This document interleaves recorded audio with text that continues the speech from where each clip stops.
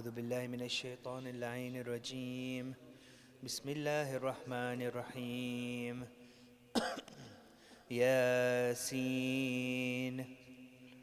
والقرآن الحكيم إنك لمن المرسلين على صراط مستقيم تنزيل العزيز الرحيم لتنذر قوما ما أنذر آباؤهم فهم غافلون لقد حق القول على أكثرهم فهم لا يؤمنون إنا جعلنا في أعناقهم أغلالا فإلى الأذقان فهم مقمحون وجعلنا من بين أيديهم سدا ومن خلفهم سدا فأغشيناهم فهم لا يبصرون وسواء عليهم أنذرتهم أم لم تنذرهم لا يؤمنون إنما تنذر من اتبع الذكر وخشي الرحمن بالغيب فبشره بمغفرة وأجر كريم. إنا نحن نحيي الموتى ونكتب ما قدموا وآثارهم وكل شيء أحصيناه في إمام مبين. واضرب لهم مثلا أصحاب القرية إذ جاءها المرسلون إذ أرسلنا إليهم اثنين فكذبوهما فعززنا بثالث فقالوا إنا إليكم مرسلون قالوا ما أنتم إلا بشر مثلنا وما أنزل الرحمن من شيء إن أنتم إلا تكذبون قالوا ربنا يعلم إنا إليكم لمرسلون وما علينا إلا البلاغ المبين قالوا إنا تطيرنا بكم لئن لم تنتهوا لنرجمنكم ولمسنكم منا عذاب أليم قالوا طائركم معكم أئن ذكرتم بل أنتم قوم مسرفون. وجاء من أقصى المدينة رجل يسعى قال يا قوم اتبعوا المرسلين اتبعوا من لا يسلكم أجرا وهم مهتدون وما لي لا أعبد الذي فطرني وإليه ترجعون أأتخذ من دونه آلهة إن يردني الرحمن بضر لا تغني عني شفاعتهم شيئا ولا ينقذون إني إذا لفي ضلال مبين.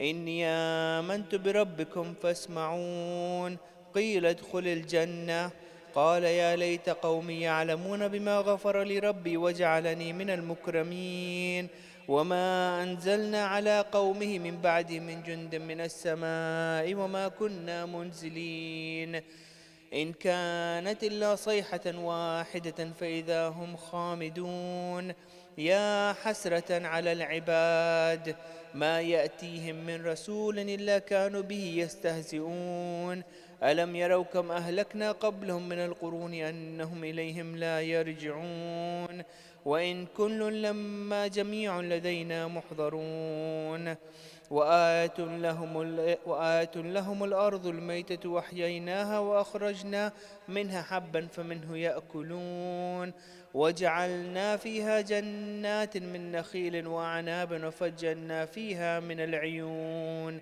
ليأكلوا من ثمره وما عملته أيديهم أفلا يشكرون سبحان الذي خلق الأزواج كلها مما تنبت الأرض ومن أنفسهم ومما لا يعلمون وآية لهم الليل نسلخ منه النهار فإذا هم مظلمون والشمس تجري لمستقر لها ذلك تقدير العزيز العليم والقمر قدرناه منازل حتى عاد كالعرجون القديم لا الشمس ينبغي لها أن تدرك القمر ولا الليل سابق النهار وكل في فلك يسبحون وآية لهم أنا حملنا ذرية في الفلك المشحون وخلقنا لهم من مثله ما يركبون وإن نشأ نغرقهم فلا صريخ لهم ولا هم ينقذون إلا رحمة منا ومتاعا إلى حين وإذا قيل لهم اتقوا ما بين أيديكم وما خلفكم لعلكم ترحمون وما تأتيهم من آية من آيات ربهم إلا كانوا عنها معرضين وإذا قيل لهم انفقوا مما رزقكم الله قال الذين كفروا للذين آمنوا قال الذين كفروا للذين آمنوا أنطعم من لو يشاء الله أطعمه إن أنتم إلا في ضلال مبين ويقولون متى هذا الوعد إن كنتم صادقين ما ينظرون إلا صيحة واحدة تأخذهم وهم يخصمون فلا يستطيعون توصية ولا إلى أهلهم يرجعون ونفخ في الصور فإذا هم من الأجداث إلى ربهم ينسلون قالوا يا ويلنا من بعثنا من مرقدنا هذا ما وعد الرحمن وصدق المرسلون إن كانت إلا صيحة واحدة فإذا هم جميع لدينا محضرون فاليوم لا تظلم نفس شيئا ولا تجزون إلا ما كنتم تعملون إن أصحاب الجنة اليوم في شغل فاكهون هم وأزواجهم في ظلال على الأرائك متكئون لهم فيها فاكهة ولهم ما يدعون سلام قولا من رب رحيم وامتازوا اليوم أيها المجرمون ألم أعهد إليكم يا بني آدم أن لا تعبدوا الشيطان إنه لكم عدو مبين وأن اعبدوني هذا صراط مستقيم ولقد ضل منكم جبلا كثيرا أفلم تكونوا تعقلون هذه جهنم التي كنتم توعدون اصلوها اليوم بما كنتم تكفرون اليوم نختم على أفواههم وتكلمنا أيديهم وتشهد أرجلهم بما كانوا يكسبون ولو نشاء لطمسنا على أعينهم فاستبقوا الصراط فأنى يبصرون ولو نشاء لمسخناهم على مكانتهم فما استطاعوا مضيا ولا يرجعون ومن نعمره ننكس في الخلق أفلا يعقلون وما علمناه شعر وما ينبغي له إن هو إلا ذكر وقرآن مبين لينذر من كان حيا ويحق القول على الكافرين أولم يروا أنا خلقنا لهم مما عملت أيدينا أنعاما فهم لها مالكون وذللناها لهم فمنها ركوبهم ومنها يأكلون ولهم فيها منافع ومشارب أفلا يشكرون واتخذوا من دون الله آلهة لعلهم ينصرون لا يستطيعون نصرهم وهم لهم جند محضرون فلا يحزنك قولهم إنا نعلم ما يسرون وما يعلنون أولم ير الإنسان أنا خلقناه من نطفة فإذا هو خصيم مبين وضرب لنا مثلا ونسي خلقه قال من يحيي العظام وهي رميم قل يحييها الذي أنشأها أول مرة وهو بكل خلق عليم الذي جعل لكم من الشجر الأخضر نارا فإذا أنتم منه توقدون أوليس الذي خلق السماوات والأرض بقادر على أن يخلق مثلهم بلى وهو الخلاق العليم إنما أمره إذا أراد شيئا أن يقول له كن فيكون فسبحان الذي بيده ملكوت كل شيء وإليه ترجعون صدق الله العلي العظيم اللهم صل على محمد وآل محمد. Please recite one surah Fatiha for كل مرحومين.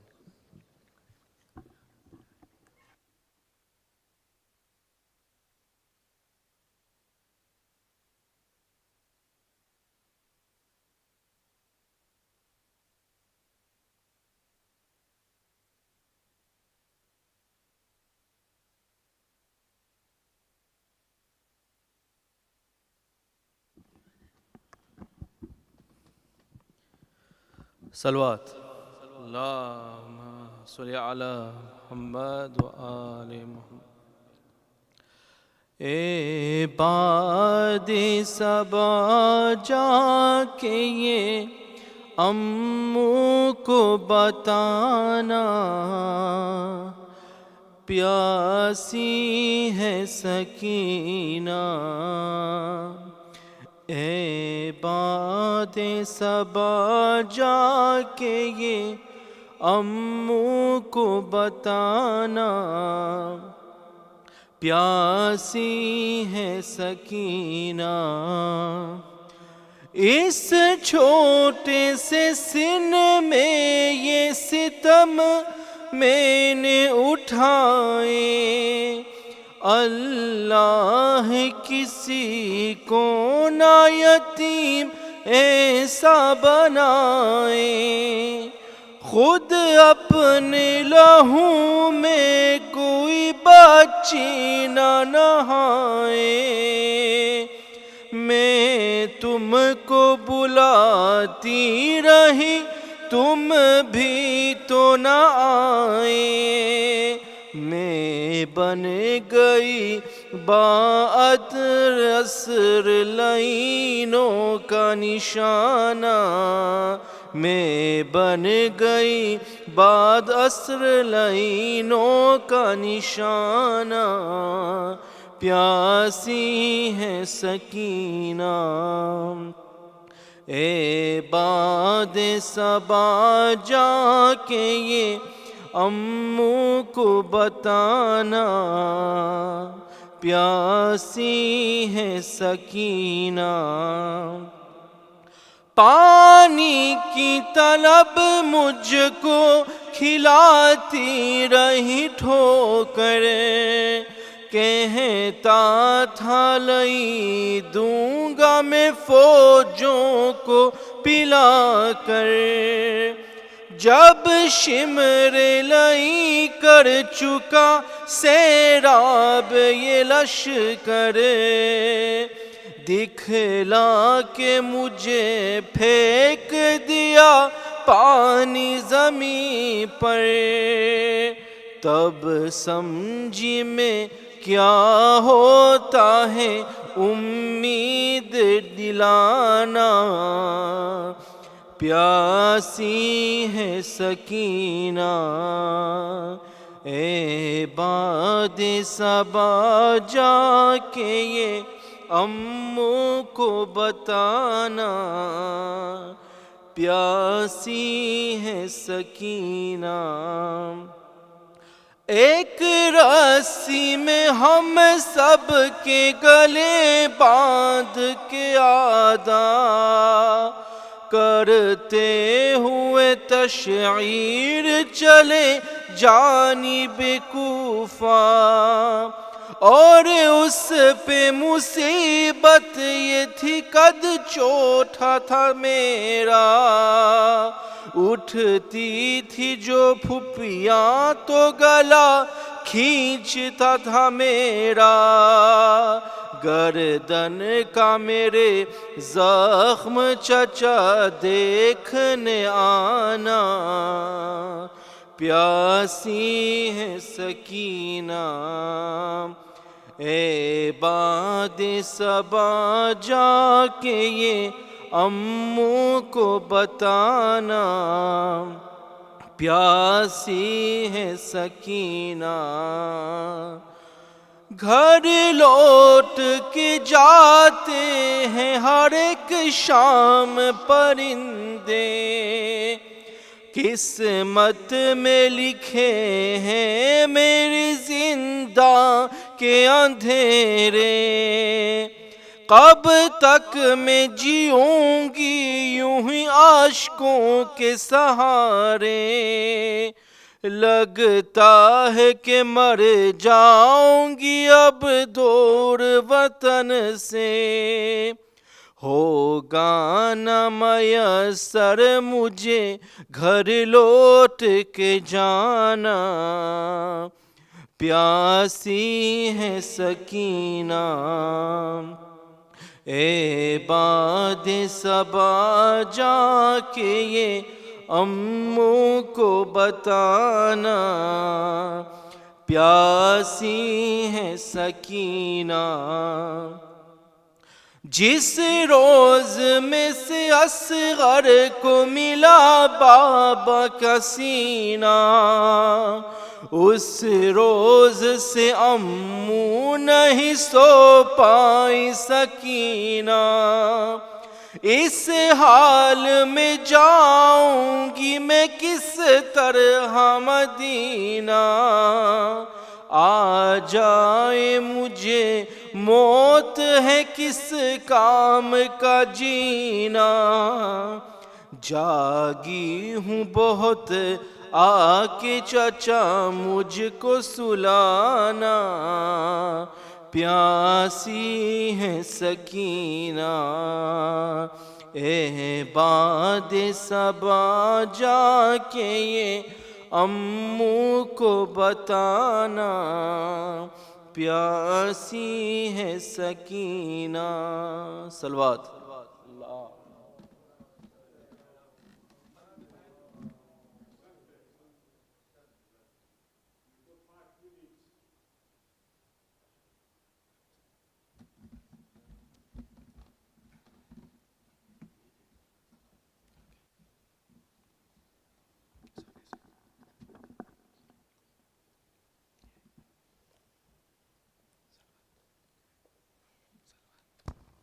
محمد وآل محمد صلوات۔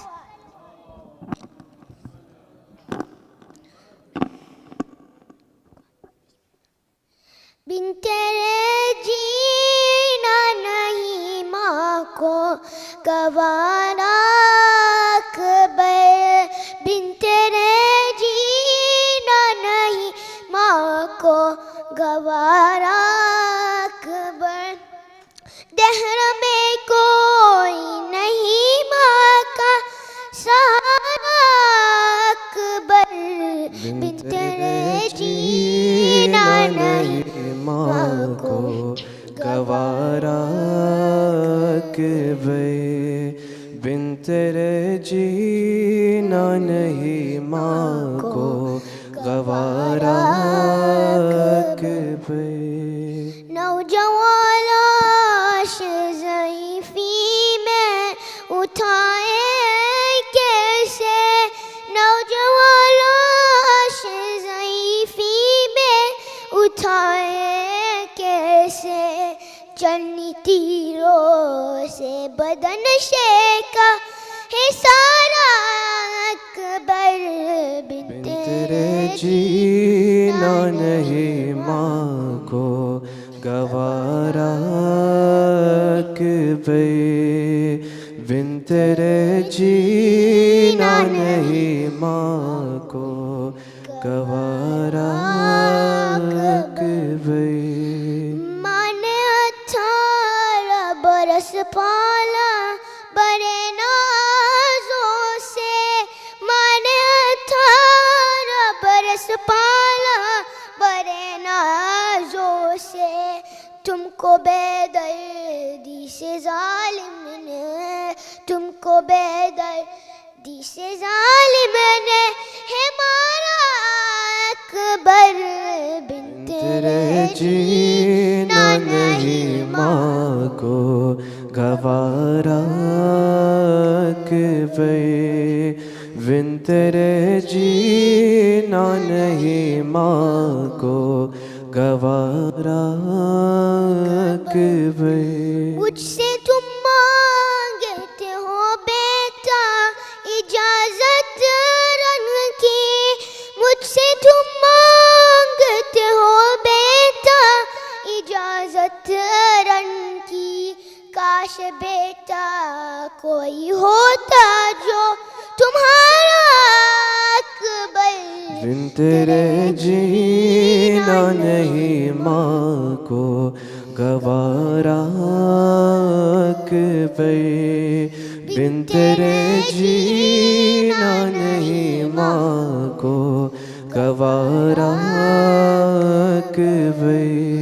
کو گئی باپ کی بینائی کمر بھی کم ہے، کو گئی باپ کی بینائی کمر بھی کم ہے، تم مقتل میں جو بابا کو پکارا اکبر، بن تیرے جینا نہیں ماں کو گوارا اکبر، بن تیرے جینا نہیں ماں کو گوارا اکبر۔ صلوات۔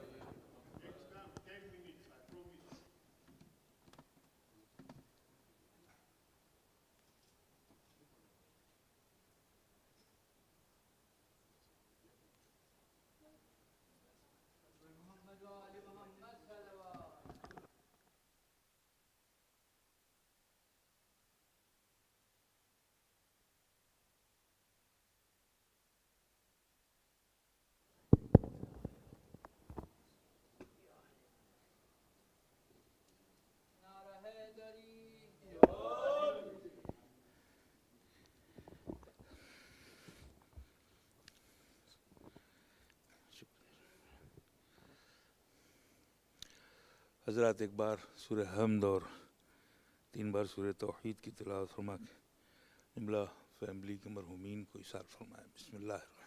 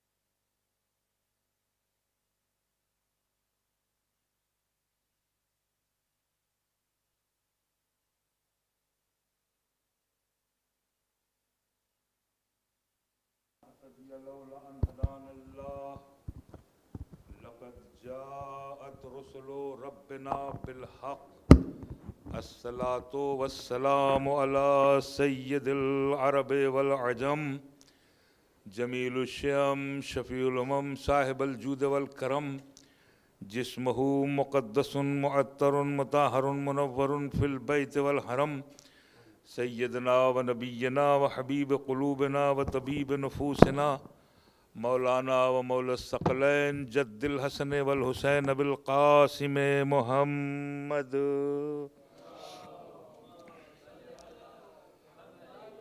و اہل بیتہ الطیبین الطاہرین المعصومین المظلومین واللعنۃ اللہ علی اعدائہم وقتلتہم مغاصبی حقوقہم ومنکری فضائلہم وتشہم اجمعین الآن الی قیام یوم الدین. اما بعد فقد قال اللہ حق سبحانہ تبارک و تعالی فی کتابہ المبین والفرقان الحمید وقولہ الحق. بسم اللہ الرحمن الرحیم. یرید اللہ ان یحق الحق بکلماتہ ویقطع دابر الکافرین. صلوات.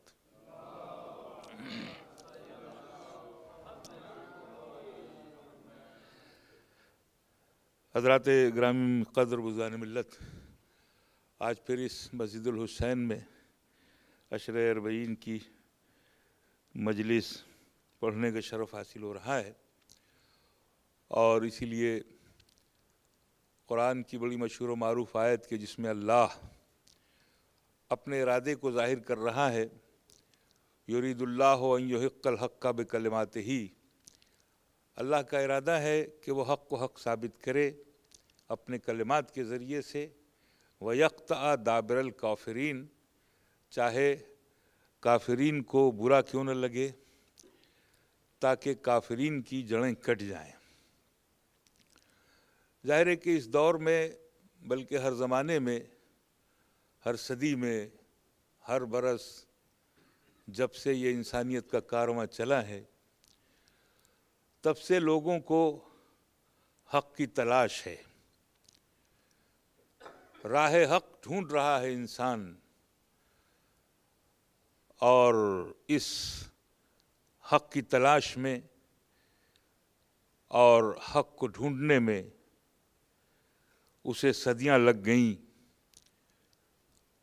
اور اسی بیچ اللہ بھی حق کے پرستاروں کو بھیجتا رہا،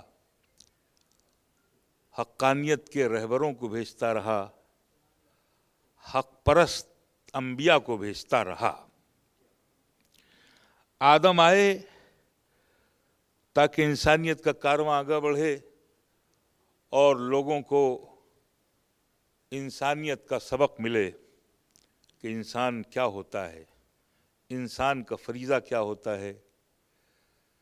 جناب شیش، جناب متشلح، جناب یارد، جناب ادریس، لمک، نوح، حام، سام، یافس، تارخ، ابراہیم، اسحاق، یعقوب، یوسف، یہاں تک کہ عیسیٰ، اور عیسیٰ کے بعد ہمارے آخری نبی حضرت محمد مصطفیٰ صلی اللہ علیہ وآلہ وسلم تشریف لائے۔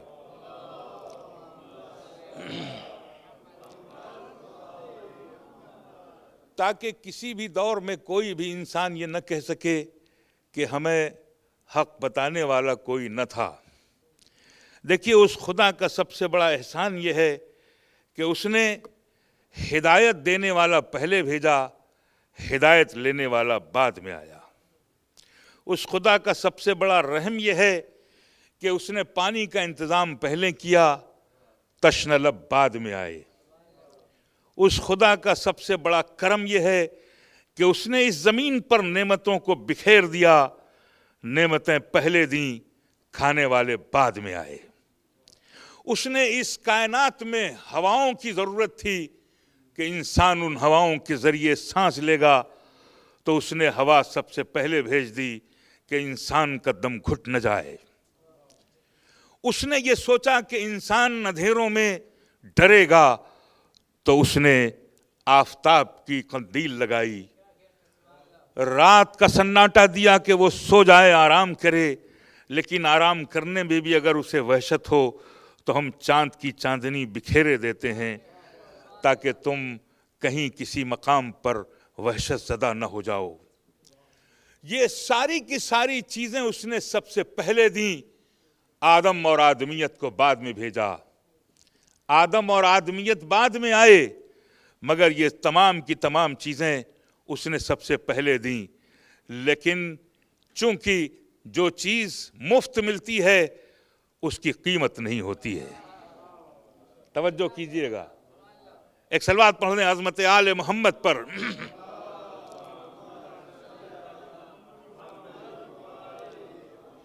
اس سوداگری کی دنیا میں جہاں سوداگری ذہنوں میں گھومتی ہے، اگر ان سے پوچھا جائے کہ سب سے بڑی قیمت کیا ہے تو لوگ کہیں گے ڈالر ہے، پاؤنڈ ہے، یورو ہے، روپیہ ہے، گاڑی ہے، بنگلہ ہے، یہ قیمت ہے۔ لیکن اگر آپ کو ایک لمحے کے لیے ہوا نہ ملے تو پھر آپ ختم ہو جائیں گے، پاؤنڈ بھی ختم ہو جائے گا، روپیہ بھی ختم ہو جائے گا۔ وہ پودے مرجھا جاتے ہیں جن پودوں کو سورج کی روشنی نہیں ملتی ہے، یعنی سورج کی روشنی انسان کی حیات کے لیے بہت ضروری ہے۔ پانی انسان کی حیات ہے، اس لیے کہ ہر شے پانی سے زندہ ہے، مگر یہ سب کچھ وہ مفت دے رہا ہے۔ وہ سب کچھ مفت دے رہا ہے۔ کبھی کسی بادل نے برس کر کے آپ سے یہ نہیں کہا کہ ہم نے تمہیں پانی مفت دیا ہے، ہمیں خراج دو۔ کبھی سورج نے نکل کر کے آپ کو روشنی دے کر کے ڈوبتے ہوئے یہ نہیں کہا کہ میں نے تمہیں حیات دی ہے، میں نے تمہیں روشنی دی ہے، تم مجھے خراج دو۔ کبھی چاند کی چاندنی نہیں کہا کہ رات کے اندھیرے میں تم ڈر رہے تھے، میں نے چاندنی بکھیر دی، تم مجھے حیات دو، تم مجھے خراج دو، کبھی نہیں کہا۔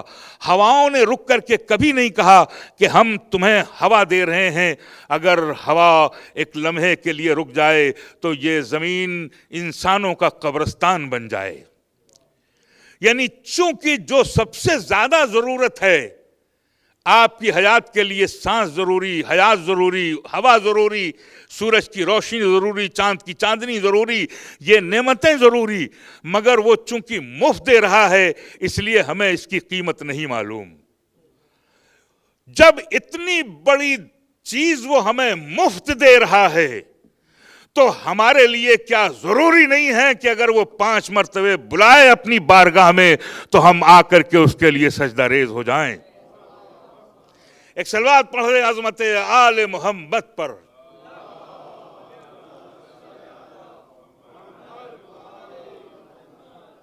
یہ چیزیں اس نے ہمیں دی ہیں، یہ بہت ضروری چیزیں تھیں، اسی کا شکر ادا کرنا ہے. اب دیکھنا یہ ہے کہ یہ سب کچھ کس کے صدقے میں بنایا. اب دیکھنا یہ ہے کہ یہ ہوائیں کس کے صدقے میں بنی ہیں، یہ سورج کس کے صدقے میں بنا ہے، یہ آسمان کس کے صدقے میں ہے، یہ زمین کس کے صدقے میں ہے، یہ بارش کس کے صدقے میں ہے، یہ ستاروں کا ٹمٹمانا کس کے صدقے میں ہے، یہ پوری دنیا کس کے صدقے میں بنی ہے. تو آپ حدیث کسا میں پڑھتے رہتے ہیں کہ ہؤلاء الخمسۃ الذین ہم تحت الکسا، یہ جو کسا کے نیچے ہیں ان کے صدقے میں ہم نے بنایا ہے. یہ 5 کے صدقے میں بنی ہے. یہ جو کسا کے نیچے ہیں، یہ جو چادر کے نیچے ہیں، ہم نے ان 5 کی محبت میں یہ سب کچھ بنایا ہے.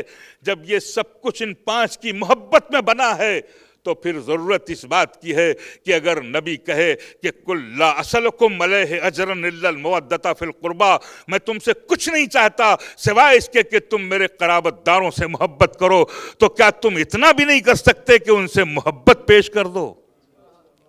اس لیے کہ محبت میں تو کچھ بھی خرچ نہیں ہو رہا ہے، محبت کرنے میں تو کچھ بھی خرچ نہیں ہو رہا ہے.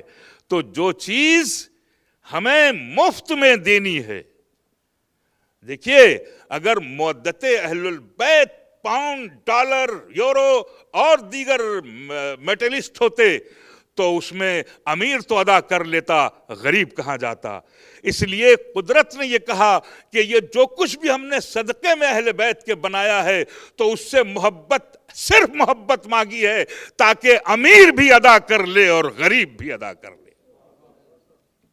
اس لیے یہ بہت ہی ضروری ہے ہمارے لیے اہل بیت علیہم السلام کی محبت، اہل بیت علیہم السلام کی مودت، یہ انتہائی ضروری ہے عزیزان ملت. اس کی تعویلیں نہیں ہونی چاہیے، اس کے لیے کوئی ایکسکیوز نہیں ہونا چاہیے. ان سے محبت ہے، اور محبت کس سے ہے؟ قرآن نے کہا ذل قربا. یہ لفظ قربا سے آپ اندازہ لگائیے کہ کون ہے محبت میں شامل. یوں لوگ یہ کہتے ہیں کہ صاحب اس میں سب شامل ہیں، اصحاب بھی شامل ہیں، فلاں بھی شامل ہیں، فلاں بھی شامل ہیں. ایسا نہیں ہے، اس لیے کہ اصحاب کی ڈیفینیشن قرآن نے اصحاب النار بھی ہے اور اصحاب الجنہ بھی ہے. یہ نہیں کہ صاحب ہم تو سب کو مانتے ہیں، ہے نا. اصحاب کا مطلب یہ نہیں ہے، اس پہ بڑی توجہ دی جاتی ہے تاریخ اسلام میں. اصحاب صاحب، صحابی صاحب، فلاں صاحب، تبع تابعین صاحب نہیں. اصحاب النار والجنہ، جہنم میں جانے والے اصحاب بھی ہیں اور جنت میں جانے والے اصحاب بھی ہیں. تو پھر کون ہے جو جہنم میں جانے والا اصحاب ہے؟ کون ہے جو جنت میں جانے والے اصحاب ہیں؟ جو جنت کے سرداروں سے محبت کرے وہ اصحاب الجنہ، اور جو جنت کے مالکوں سے بغض رکھے وہ کیسے اصحاب الجنہ ہو سکتا ہے؟ اس لیے ضرورت اس بات کی ہے، آپ جو علی کا نام سنتے ہی، علی کے فضائل سنتے ہی آپ کی بانچیں کھل جاتی ہیں، اس کا ریزن اور سبب یہ ہے کہ علی کو جس طرح چاہا جاتا اس طرح چاہا نہیں گیا. علی کو جس طرح سے محبت کی جانی چاہیے تھی، علی کو جس طرح مانا جانا چاہیے تھا، اس طرح مانا نہیں گیا. قرآن نے صاف لفظوں میں کہا لا اسلکم علیہ اجرا الا المودۃ فی القربى. یہ قربہ کا مطلب کیا ہے؟ جیسے ہی یہ آیت آئی اور سرکار نے مسجد نبوی میں بیان کی کہ میں تم لوگوں سے کوئی اجر نہیں چاہتا سوائے میرے قرابت داروں سے، کیونکہ ہمارے پاس اردو زبان ہے اس لیے قرابت دار کہا جاتا ہے، لیکن عربی میں قربہ کہا ہے. اس کو اگر سمجھ لیں گے آپ تو مرکزی کردار کس کا ہے یہ سمجھ میں آ جائے گا. بہت اہم بات. لفظ قربا عربی میں وہ شخصیت جو فیمیل ہو اور نبی سے بہت قریب ہو. دیکھیے مولا حسین نے اپنے تمام بیٹوں کا نام علی رکھا اور اپنی بیٹیوں کا نام ماں کے نام پہ رکھا. علی ابن الحسین، علی اکبر، علی اصغر، فاطمہ کبریٰ، فاطمہ صغریٰ، فاطمہ ہے نا. تو یہ جو کبریٰ اور صغریٰ ہے اکبر اور اصغر کا فیمیل ہے. جیسے اکبر اور اصغر آپ میل کہیں گے اور اسی کا قربا، کبریٰ اور صغریٰ فیمیل ہے. اسی طرح قرآن میں قریب کے معنی میں جب لفظ قربا آئے گا تو اس کے معنی یہ ہوں گے کہ وہ شخصیت جو فیمیل ہو اور نبی سے قریب ہو. تو آپ مجھے تاریخ اسلام میں کوئی بتائے کہ وہ کون سی شخصیت ہے کہ جب وہ آتی تھی بزم رسالت میں تو نبی اٹھ کھڑے ہوتے تھے. کون شخصیت ہے؟ علاوہ شہزادی فاطمہ زہرا کے کوئی نہیں. تو فاطمہ سے جو قریب ہیں، فاطمہ کے جو رشتہ دار ہیں، فاطمہ کے گھر والے جو ہیں، ان سے محبت کا حکم ہے. ارے غیروں سے محبت کی بات نہیں ہے. ایک صلوات پڑھیے محمد و آل محمد پر.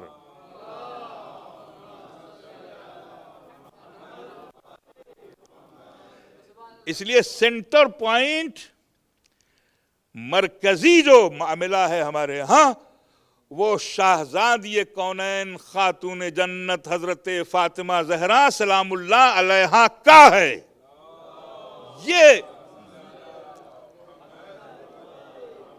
یہ مرکز ہے اور یہ مرکز ہم نے نہیں بنایا، یہ تاریخ نے نہیں بنایا، یہ نبی نے نہیں بنایا، یہ تو خدا نے بنایا. خدا نے کہا ہے مودت فی القربہ، قربہ سے محبت کرو. اور آپ غور فرمائیں جب آدم بھی نہیں تھے اور آدمیت بھی نہیں تھی، آدم کی خلقت کے بعد حضرت جبریل سے آدم نے کہا کہ جبریل مجھے کچھ ذرا سا مناظر دکھاؤ. تو جبریل لے کر کے آدم کو چلے. کچھ دور چلنے کے بعد ایک بہت بڑا نورانی گیٹ نظر آیا. آدم نے سوچا کہ شاید یہ گیٹ میرے لیے بنا ہے. جبریل نے کہا ٹھہریے. آدم کہا کیوں؟ کہا اس میں آپ نہیں جا سکتے. کہا کیوں؟ کہا دیکھیے اس کے اندر ایک نور کا منبر ہے اور اس نور کے منبر پر ایک نورانی ہیولہ ہے. کہا ہاں میں نے دیکھ لیا. کہا غور سے دیکھیے اس نورانی چہرے کے سر پر ایک نور کا تاج ہے. کہا دیکھ لیا. کہا اس کے کانوں میں 2 گوشوارے ہیں نور کے. کہا وہ بھی میں نے دیکھا. اس کے گلے میں بلو قلادہ ہے، اس کو بھی میں نے دیکھ لیا. تو اب ظاہر ہے کہ آدم کو جستجو ہوئی کہ یہ کون ہے، یہ کون سی شخصیت ہے، بتائیے جبریل. کہا یہ جو سر پہ تاج ہے اس شخصیت کے، یہ آخری نبی کا تاج ہے. اس کے کانوں میں جو گوشوارے ہیں یہ آخری نبی کے نواسے حسن و حسین ہیں. اور اس کے گلے میں جو بلو قلادہ ہے یہ اس کے شوہر حضرت علی ہیں. اور یہ جو شخصیت نور کی ہے یہ نور فاطمہ زہرا سلام اللہ علیہا ہے.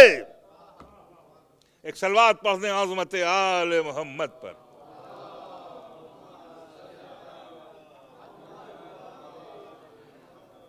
آدم سے پہلے کی تخلیق ہے یہ.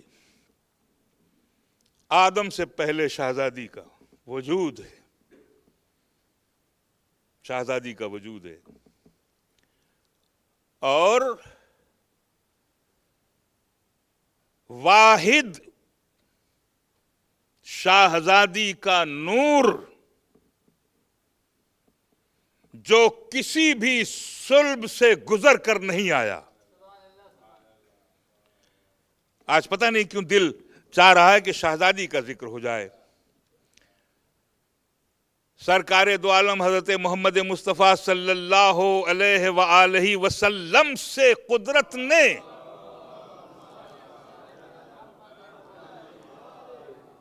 قدرت نے ساری محبتیں اڈیل دی اور یہ کہا کہ میرے حبیب، ہم نے قرآن آپ پر اس لیے نہیں نازل کیا ہے کہ آپ مشقت برداشت کریں، آپ راتوں کو عبادت کم کریں، آپ زیادہ زحمتیں نہ برداشت کریں، آپ زیادہ پریشان مت ہوں، آپ زیادہ زحمت نہ اٹھائیں.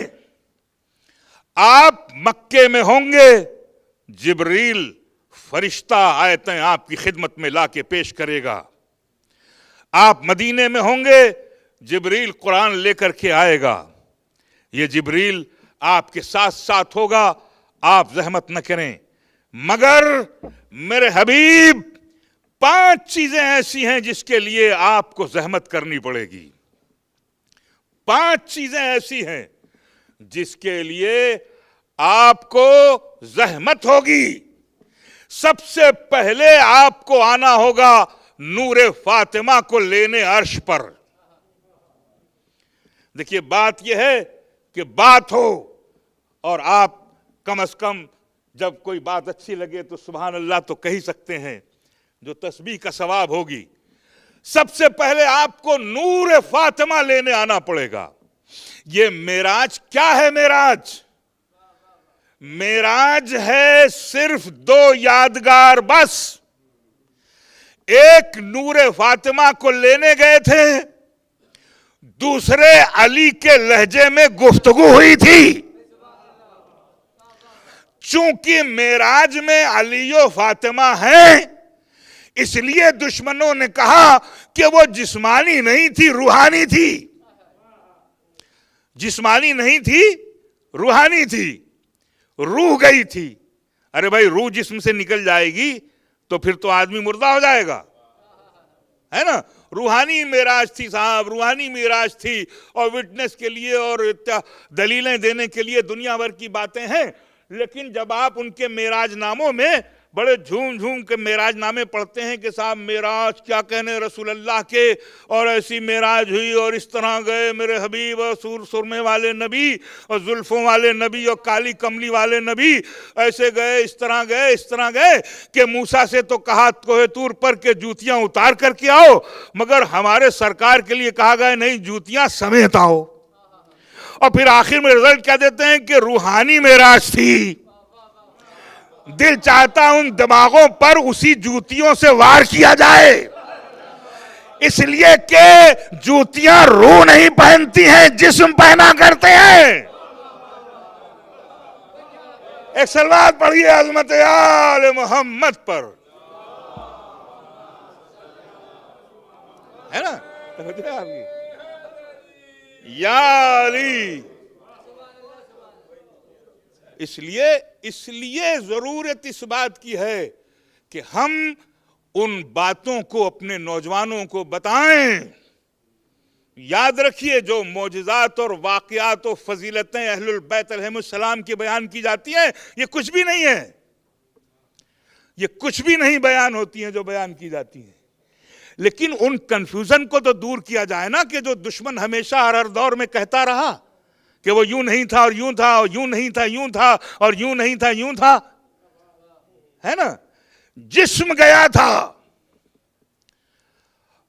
اور جسم آیا پلٹ کر. وقت نہیں ہے، ورنہ میں بس جلدی آپ کی خدمت میں عرض کر دوں تو سب سے پہلے شہزادی کا نور لینے گئے. یہ کم بات نہیں ہے، بڑی بات ہے. خاتم الانبیاء، سلطان انبیاء، دنیا کی سب سے بڑی عظیم ہستی، اللہ کہہ رہا ہے ہم اس نور کو نہ بھیجیں گے چاہے معصوم فرشتہ ہی کیوں نہ ہو. آپ خود آئیے اور لے جائیے، آئیے اور لے جائیے.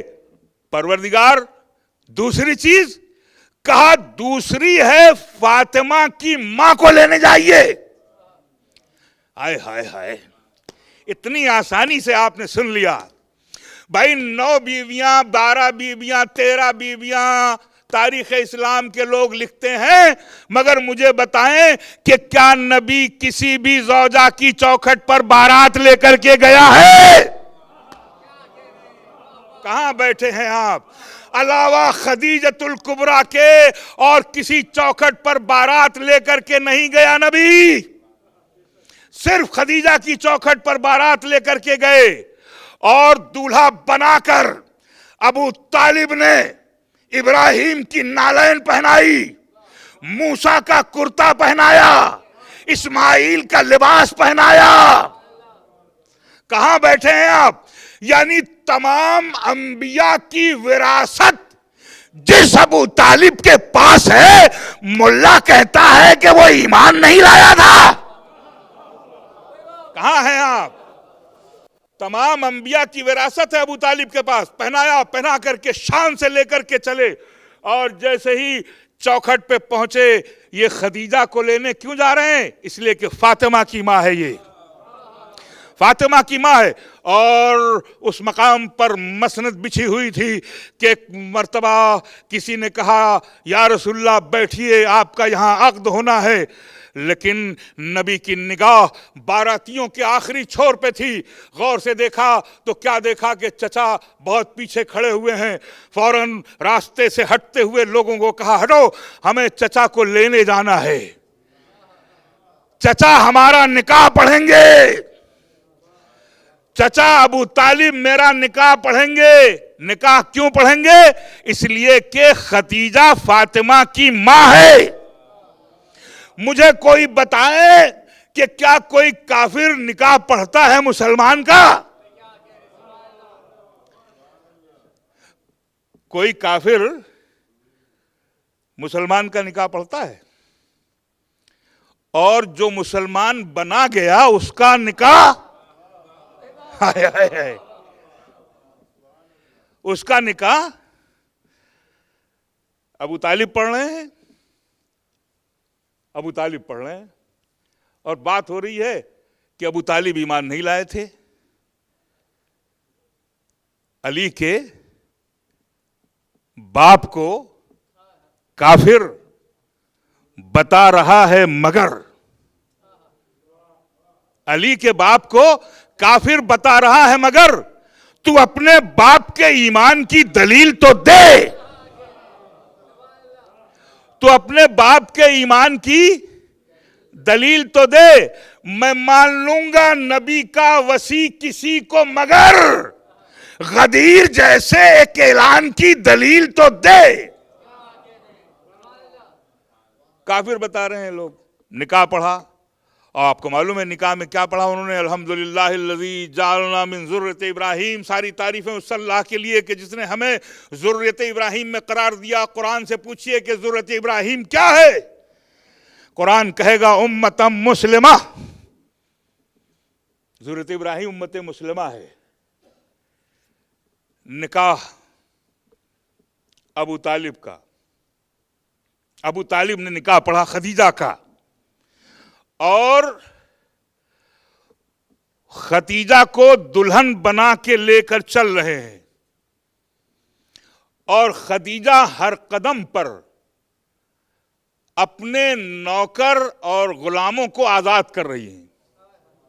اللہ اکبر، اللہ اکبر. ایک قدم چلی، اس کو آزاد کر دیا، دوسرا قدم اس کو آزاد کر دیا، یہاں تک کہ در رسول آ گیا اور ایک غلام بچا میسرہ. اس نے ہاتھ جوڑے، کیا سب کو آپ رخصت کر دیں گی؟ آپ تو شہزادی ہیں، شہزادی.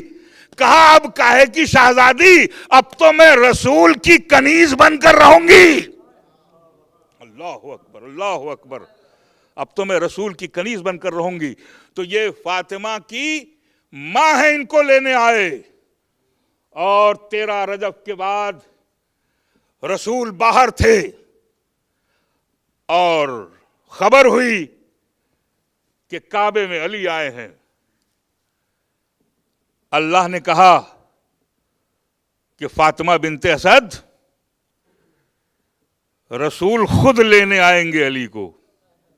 ہائے ہائے ہائے ہائے، رسول خود لینے آئیں گے. جبکہ ہوتا کیا ہے، بزرگ عورتیں بڑوں کے ہاتھ میں دیتی ہیں بچوں کو. کہا نہیں، رسول آئیں گے لینے. کیوں آئیں گے؟ اس لیے کہ یہ فاطمہ کا شوہر ہے. اللہ اکبر. اور آپ کو معلوم ہے، آپ کو خبر ہے کہ آتے ہی رسول نے گود میں لیا اور لینے کے بعد کہا علی کچھ سناؤ. فوراً ادھر جیسی کہا سناؤں کیا سناؤں، توریت زبور انجیل قرآن. اور ایک مرتبہ توریت سنائی، پیشانی چوم کر کہا تم نے توریت ایسی سنائی جیسی داؤد نہ پڑھ سکے، زبور کا موسیٰ نہ پڑھ سکے، انجیل کا عیسیٰ نہ پڑھ سکے، اور قرآن تو ایسے تم نے پڑھا جیسے میں پڑھتا ہوں. 3 دن کا بچہ قرآن سنا رہا ہے، توریت سنا رہا ہے، زبور سنا رہا ہے، انجیل سنا رہا ہے، اور پھر لے کر کے چلے رسول. اس لیے کہ علی فاطمہ کے شوہر ہیں، اس لیے ان کو لانا ہے. اور آخر میں کہا حسین کو لینے جائیے، اس لیے کہ حسین فاطمہ کا بیٹا ہے، فاطمہ کا بیٹا ہے. اس لیے حسین آئے اس دنیا میں تو خبر دی گئی. رسول مسجد میں تھے، مسجد سے فاطمہ کے گھر آئے اور آنے کے بعد اپنی گود میں لیا، آغوش میں لینے کے بعد مسجد نبوی میں آئے. مسجد نبوی کی محراب میں لٹا دیا حسین کو، اور لٹانے کے بعد دست دعا بلند کیے اور جملہ کہا کہ اے میرے خدا، تم نے مجھے دین دیا تھا، میں تمہیں دین پناہ دے رہا ہوں. یہ ہے وہ بات، دین پناہ دے رہا ہوں. دین پناہ دے دیا، دین نے پناہ لی. حسین نے بچپن سے کہا دین گھبرانا نہیں، ہم تمہارے لیے اکبر جیسا جوان دے دیں گے. دین تم پریشان نہ ہونا، ہم تمہیں قاسم جیسا نوشا دے دیں گے. دین تم پریشان نہ ہونا، ہم مونو محمد دیں گے. دین تم پریشان نہ ہونا، ہم 6 مہینے کا پھول بھی قربان کر دیں گے. دین کبھی تم گھبرانا نہیں. جب ہمارے پاس کوئی ہدیہ نہیں بچے گا تو ہم خود اپنا گلا خنجر کے نیچے رکھ دیں گے. ظالم ہمارا سر لے جائے تو لے جائے، مگر دین ہم تم پر آنچ نہیں آنے دیں گے. اور دین اگر تمہیں دھوپ لگے گی تو ہم اپنی بہنوں سے کہیں گے اے میری بہنوں، اس دین کے لیے چادر دے دو. اللہ اکبر، اللہ اکبر. چادر دے دی زینب نے، چادر دے دی زینب نے. چادر جب لٹی ہے سر سے زینب کے تو فوراً جنت البقیع کا رخ کیا، آواز دی اماں میری چادر چھن گئی. اللہ اکبر. خدا ان آوازوں پہ رحمت نازل فرمائے. یہ دن رونے کے ہیں اس لیے کہ زینب بے ردا ہے، تماشائیوں کے مجمع میں ہے زینب. زینب کو شام کے بازار میں روکا گیا ہے تاکہ بازار سجا دیا جائے. لوگوں کو بلایا جا رہا ہے کہ قیدیوں کا تماشا دیکھو. زینب انتظار کر رہی ہے. کیا وجہ ہے؟ کا بازار سجایا جا رہا ہے. بس ایک مرتبہ زینب کو اپنا سر یاد آیا، سر کھلا ہے میرا، تماشائیوں کا مجمع ہوگا. اے اماں فضہ جا کے شمر سے کہہ دے کہ ہمیں اس راستے سے نہ لے چل، اور اگر لے ہی چلنا ہے تو چھوٹی چھوٹی ہمیں چادریں دے دے. बस अज़ादारों, जैसे ही आके फिजा ने कहा, शिमर ने चीख करके कहा, ए फिजा जाके अपनी बीबी से कह दो कि इस वक्त वो शाम और कूफा की शहजादी नहीं है, हमारी कैदी है, जैसे भी हम ले जाना चाहेंगे ले चलना है हमें। बस इतना सुनना था। ज़ैनब ने आवाज दी, उम्मे कुलसूम तुम इधर आओ, उम्मे रुबाब इधर आओ, उम्मे फरवा यहाँ बैठो, ए सकीना तुम भी हाथ उठाओ, मैं बद्दुआ करती हूं, तुम सब आमीन कहना। बस अज़ादारों, ज़ैनब ने जैसे ही दोनों हाथ उठाए, सामने नोके नेज़ा पे भैया का सर, हुसैन के सर से आंखों से आंसू जारी। ज़ैनब बद्दुआ करना भूल गई, फौरन पूछती है, भैया तुम तो इतना कभी रोए नहीं, आज रोने का सबब क्या है? आवाज आई, बहन इम्तिहान है, जैसे गुजारा जा रहा है गुजर जाओ। जज़ाकुमुल्लाहु खैरल जज़ा, अजरुकुम रब्बकुम, खुदा कोई गम न दे सिवाय गमे अहलुल बैत अलैहिस्सलाम के। ज़ैनब कितनी तन्हा है, कितनी अकेली है। तमाशाइयों के मजमे से ज़ैनब गुजर रही है, तमाशाई खड़े हुए हैं, सर पे रिदा नहीं है। और एक मर्तबा शाम का दरबार सजाया गया, 700 कुर्सी नशीन बैठे हुए थे। बस जैसे ही दरबार में दाखिल होना चाहती है ज़ैनब, अब ज़ैनब को फिर बाबा अली याद आए। नजफ का रुख किया, बाबा एक बार और ज़ैनब को सहारा दो। ज़ैनब कहती है, किसी ने मेरा बाजू पकड़ा, मैं जल्दी से दरबार में दाखिल हो गई, देखा तो 700 कुर्सी नशीन बैठे हुए थे। हाय, दरबार में अहले हरम है, यजीद का दरबार है, अहले हरम है, सब बैठे हुए हैं, अहले हरम खड़े हैं। और सज्जाद जैसा गयूर इमाम हाथों में हथकड़ी, पैरों में बेड़ी, गले में तौके खारदार पहने हुए है। यजीद नशे में कहता है, ये कौन लोग हैं आए हुए हैं यहां पर? शिम्र कहता है, हाज़ही ज़ैनब, हाज़ही उम्मे कुलसूम, हाज़ही रुक़ैया, हाज़ही सकीना मिन बनाते रसूलिल्लाह। यजीद कहता है, मगर ये जवान कौन है? इसको मारा क्यों नहीं गया? इसको शहीद क्यों नहीं किया गया? ये क्यों जिंदा है? बस एक मर्तबा यजीद नशे में कहता है, कोई इस जवान को मार दे।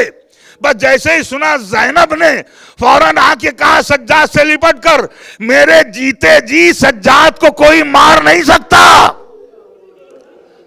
क्या सुन रहे हैं आप? ज़ैनब लिपट गई।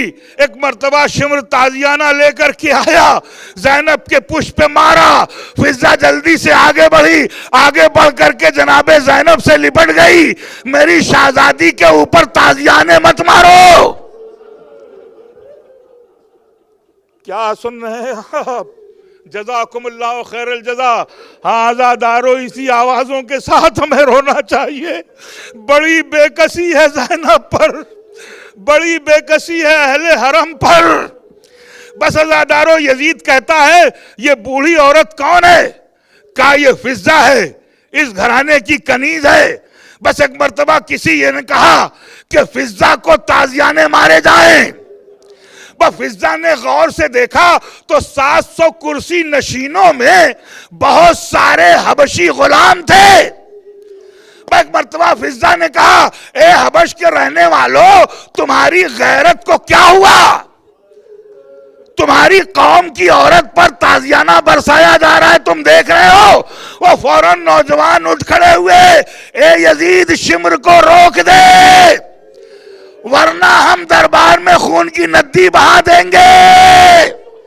फौरन शिम्र को रोका गया, मगर ज़ैनब के आंसू न रुके। एक मर्तबा मदीने का रुख किया, आवाज दी, नाना घर की कनीज के चाहने वाले तो मिल गए, मगर ज़ैनब का कोई पुरसान हाल नहीं। ज़ैनब करबला से शाम तक रिदा मांगती रही, कोई रिदा देने वाला नहीं, کوئی رحم کھانے والا نہیں. اللہ لعنت اللہ علی القوم الظالمین وسیعلم الذین ظلموا ای منقلب ینقلبون انا للہ و انا الیہ راجعون. پروردگارہ محمد و اہل محمد کے صدقے میں اس مختصر سے ندانے کو شرط قبولیت عطا فرما.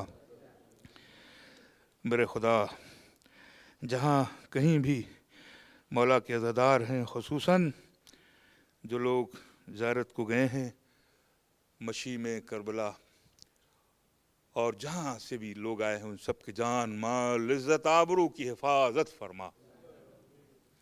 میرے خدا ہمارے روضہ مقدسہ کی حفاظت فرما، اطباط عالیہ کی حفاظت فرما.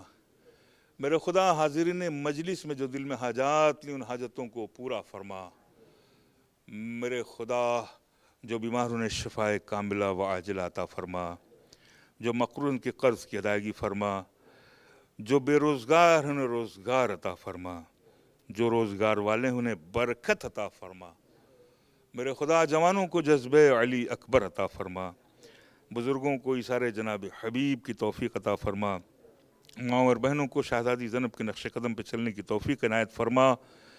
میرے خدا ہمارے وارث کو جلد از جلد بھیج تاکہ کائنات میں پرچم امن بلند ہو سکے. ربنا تقبل منا انک انت السمیع العلیم. ماتم حسین.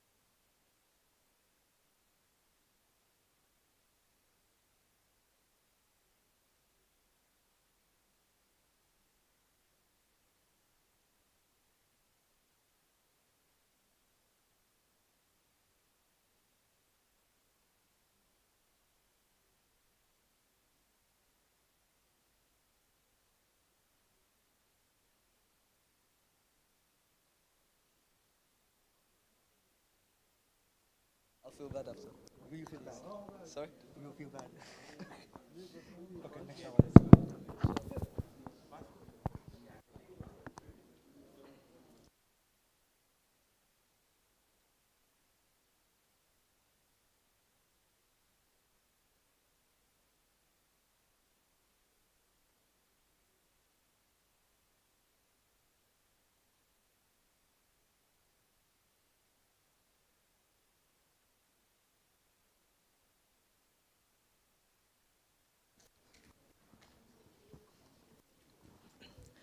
أعوذ بالله السميع العليم من الشيطان اللعين الرجيم.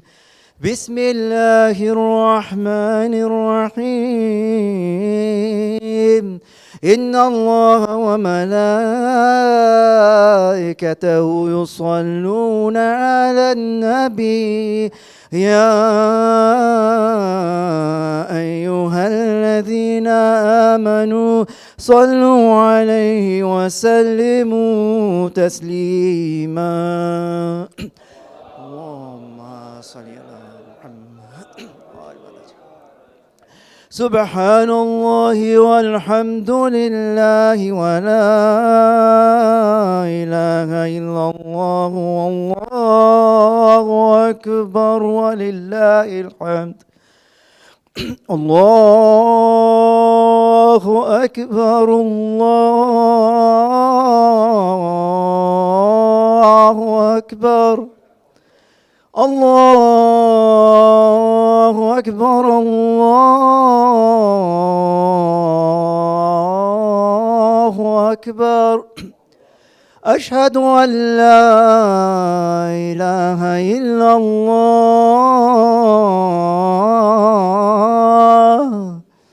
أشهد أن لا إله إلا الله أشهد أن محمد رسول الله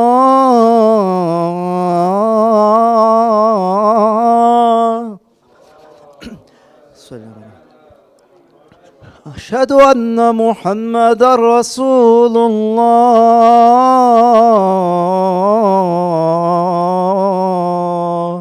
اللهم صل على محمد. أشهد أن أمير المؤمنين وإمام المتقين عليا ولي الله.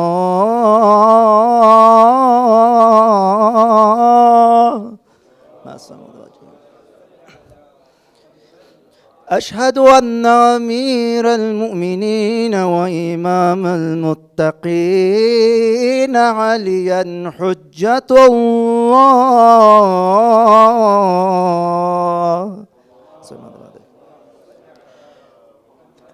حي على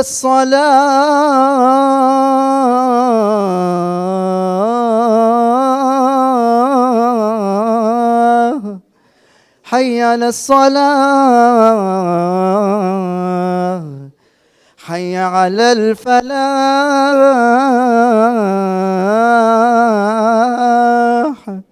حي على الفلاح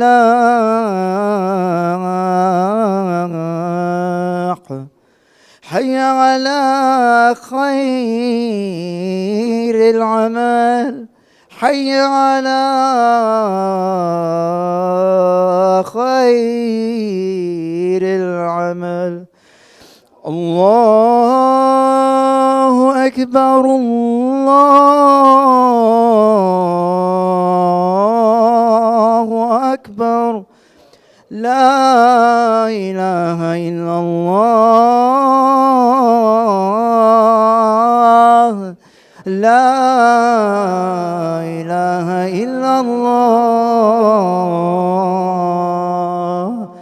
اللهم صل على محمد وآل محمد وعجل فرجهم. بسم الله الرحمن الرحيم.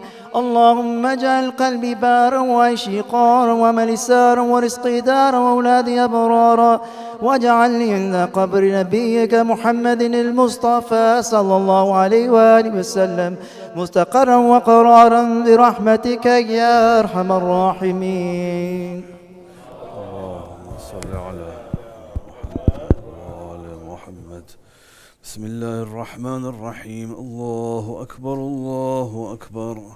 أشهد أن لا إله إلا الله أشهد أن لا إله إلا الله أشهد أن محمد رسول الله صلى الله عليه وآله وسلم. أشهد أن محمد رسول الله صلى الله عليه وآله وسلم. أشهد أن عليا ولي الله صلوات الله وسلامه عليه. أشهد أن عليا حجة الله صلوات الله وسلامه عليه. حي على الصلاة حي على الصلاح حي على الفلاح حي على الفلاح حي على خير العمل حي على خير العمل. قد قامت الصلاة قد قامت الصلاة. الله أكبر الله أكبر لا إله إلا الله. أستغفر الله ربي وأتوب الله أكبر. بسم الله الرحمن الرحيم. الحمد لله رب العالمين الرحمن الرحيم مالك يوم الدين. إياك نعبد وإياك نستعين. اهدنا الصراط المستقيم صراط الذين أنعمت عليهم غير المغضوب عليهم ولا الضالين. بسم الله الرحمن الرحيم. إنا أعطيناك الكوثر فصل لربك وانحر إن شانئك هو الأبتر. الله أكبر. سبحان ربي العظيم وبحمده سبحان الله سبحان الله سبحان الله. سمع الله لمن حمده. الله أكبر. سبحان ربي الأعلى وبحمده. اللهم صل على محمد وآل محمد. الله أكبر. أستغفر الله ربي وأتوب إليه. الله أكبر. سبحان ربي الأعلى وبحمده. اللهم صل على محمد وآل محمد. الله أكبر. بحول الله وقوته يقوم وأقوته. بسم الله الرحمن الرحيم. الحمد لله رب العالمين الرحمن الرحيم مالك يوم الدين. إياك نعبد وإياك نستعين. اهدنا الصراط المستقيم صراط الذين أنعمت عليهم غير المغضوب عليهم ولا الضالين. بسم الله الرحمن الرحيم. قل هو الله أحد الله الصمد لم يلد ولم يولد ولم يكن له كفوا أحد. الله أكبر. اللهم صل على محمد وآل محمد. ربنا لا تزغ قلوبنا بعد إذ هديتنا وهب لنا من لدنك رحمة إنك أنت الوهاب. الله أكبر. سبحان ربي العظيم وبحمده. سبحان الله سبحان الله سبحان الله. سمع الله لمن حمده. الله أكبر. سبحان ربي الأعلى وبحمده. اللهم صل على محمد وآل محمد. الله أكبر. أستغفر الله ربي وأتوب إليه. الله أكبر. سبحان الله سبحان الله سبحان الله. سبحان ربي الأعلى وبحمده. الله أكبر. أشهد أن لا إله إلا الله وحده لا شريك له وأشهد أن محمدا عبده ورسوله. اللهم صل على محمد وآل محمد. بحول الله وقوته يقوم وأقوته. سبحان الله والحمد لله. الله أكبر. سبحان الله والحمد لله. الله أكبر. سبحان الله والحمد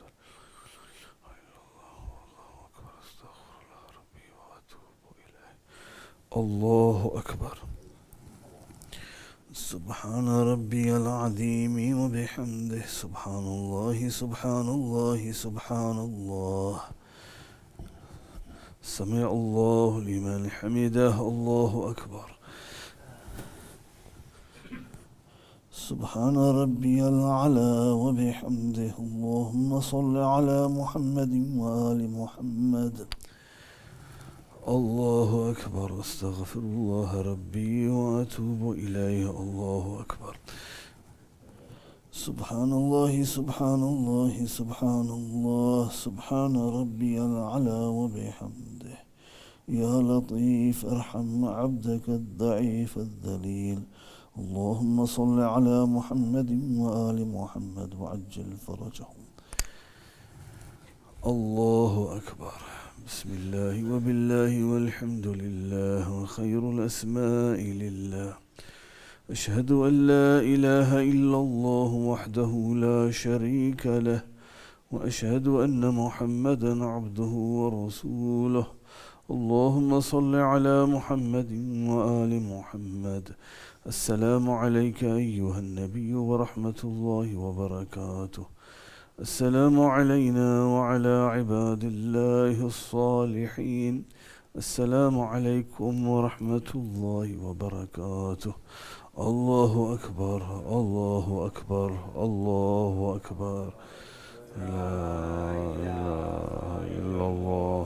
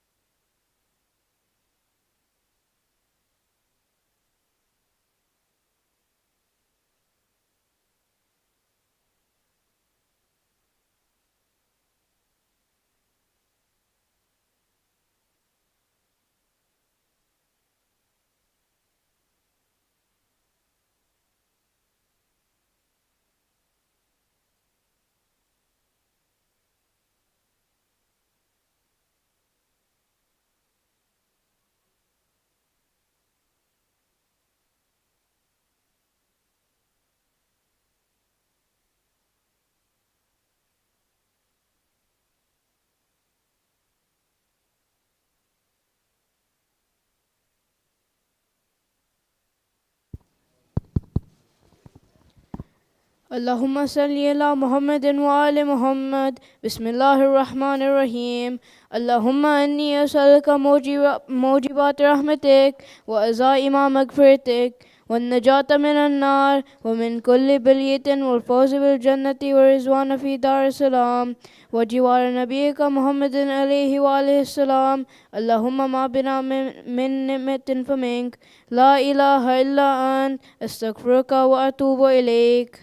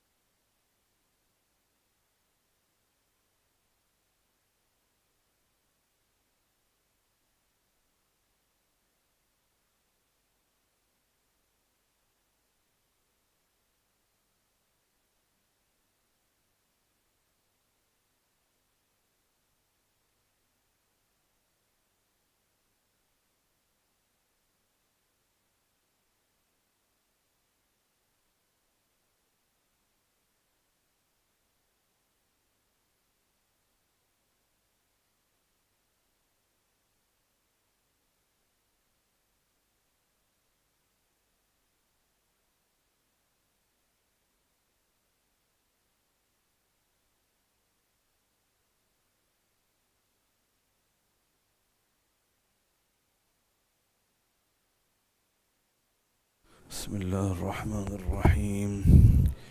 الله أكبر الله أكبر. أشهد أن لا إله إلا الله. أشهد أن لا إله إلا الله. أشهد أن محمدا رسول الله صلى الله عليه وآله وسلم. أشهد أن محمدا رسول الله صلى الله عليه وآله وسلم. أشهد أن عليا ولي الله صلوات الله وسلامه عليه. أشهد أن عليا حجة الله صلوات الله وسلامه. حي على الصلاة، حي على الصلاة، حي على الفلاح، حي على الفلاح، حي على خير العمل، حي على خير العمل. قد قامت الصلاة، قد قامت الصلاة. الله أكبر، الله أكبر، لا إله إلا الله. استغفر الله أكبر. بسم الله الرحمن الرحيم. الحمد لله رب العالمين، الرحمن الرحيم، مالك يوم الدين. إياك نعبد وإياك نستعين. اهدنا الصراط المستقيم، صراط الذين أنعمت عليهم غير المغضوب عليهم ولا الضالين. بسم الله الرحمن الرحيم. إنا أنزلناه في ليلة القدر وما أدراك ما ليلة القدر. ليلة القدر خير من 1000 شهر. تنزل الملائكة والروح فيها بإذن ربهم من كل أمر. سلام هي حتى مطلع الفجر. الله أكبر. سبحان ربي العظيم وبحمده. سبحان الله، سبحان الله، سبحان الله. سمع الله لمن حمده. الله أكبر. سبحان ربي الأعلى وبحمده. اللهم صل على محمد وآل محمد. الله أكبر. أستغفر الله ربي وأتوب إليه. الله أكبر. سبحان الله، سبحان الله، سبحان الله. سبحان ربي الأعلى وبحمده. الله أكبر. بحول الله وقوته يقوم ويقعد. بسم الله الرحمن الرحيم. الحمد لله رب العالمين، الرحمن الرحيم، مالك يوم الدين. إياك نعبد وإياك نستعين. اهدنا الصراط المستقيم، صراط الذين أنعمت عليهم غير المغضوب عليهم ولا الضالين. بسم الله الرحمن الرحيم. قل هو الله أحد، الله الصمد، لم يلد ولم يولد ولم يكن له كفوا أحد. الله أكبر.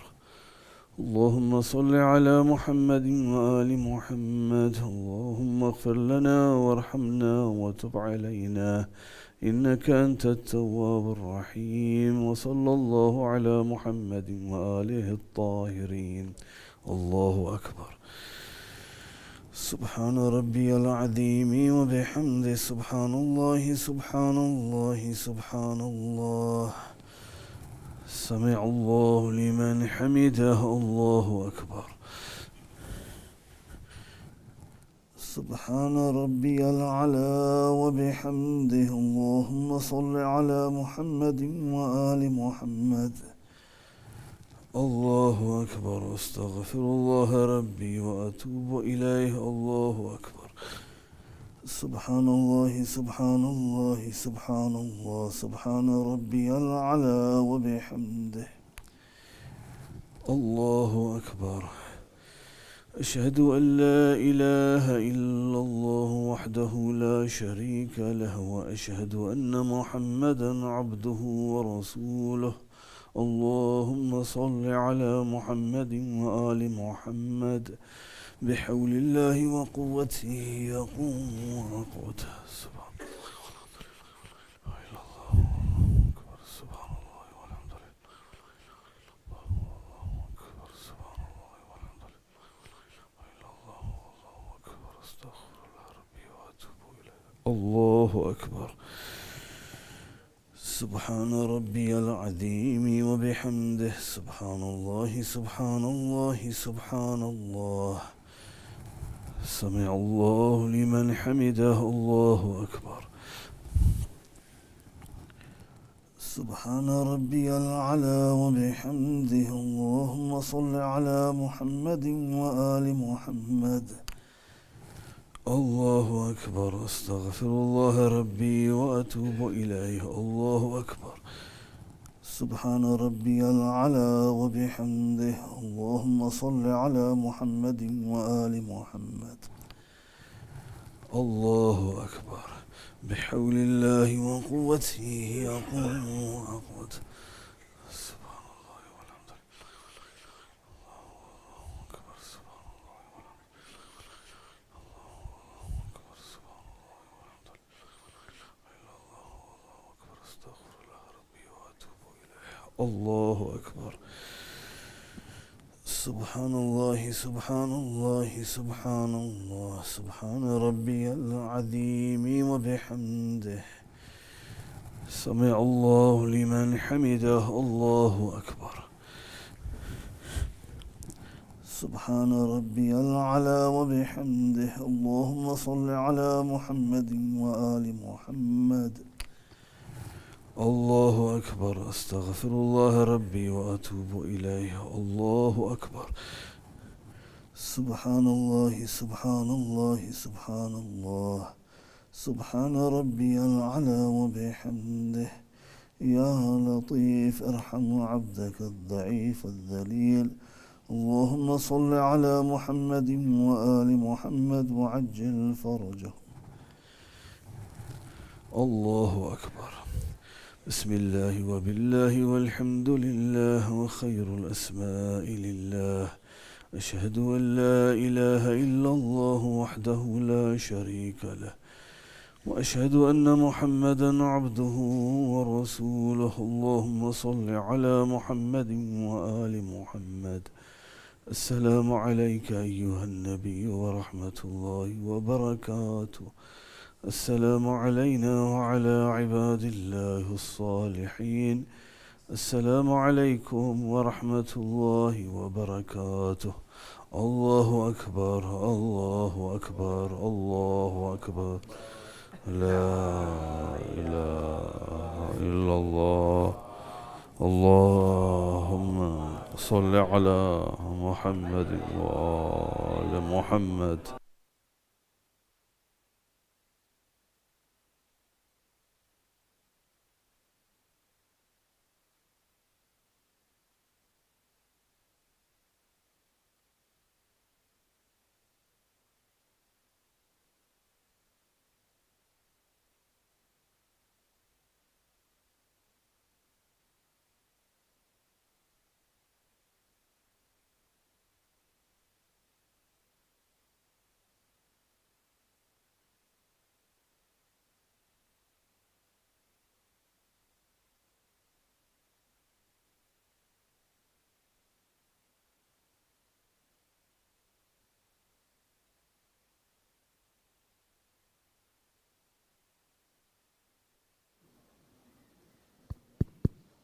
بسم الله الرحمن الرحيم اللهم إنه ليس لي علم بموضع رزقي وإنما أطلبه بخطرات تخطر على قلبي فأجول في طلبه البلدان فأنا فيما أنا طالب كالحيوان لا أدري في سهل هو أم في جبل أم في أرض أم في سماء أم في بر أم في بحر وعلى يدي من ومن قبل من وقد علمت أن علمه عندك وأسبابه بيدك وأنت الذي تقسمه بلطفك وتسببه برحمتك اللهم فصل على محمد وآله واجعل يا رب رزقك لي واسعا ومطلبه سهلا ومأخذه قريبا ولا تعنني بطلب ما لم تقدر لي فيه رزقا فإنك غني عن عذابي وأنا فقير إلى رحمتك فصل على محمد وآله وجد على عبدك بفضلك إنك ذو فضل عظيم.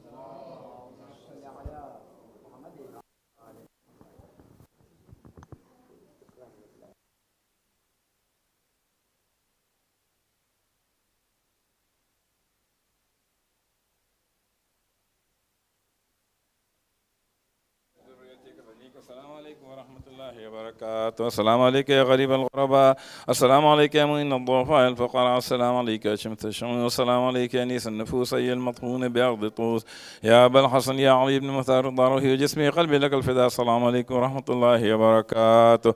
السلام عليك يا مولانا يا صاحب الاسر والزمان، سيدي الامان الامان الامان من فتنه الزمان.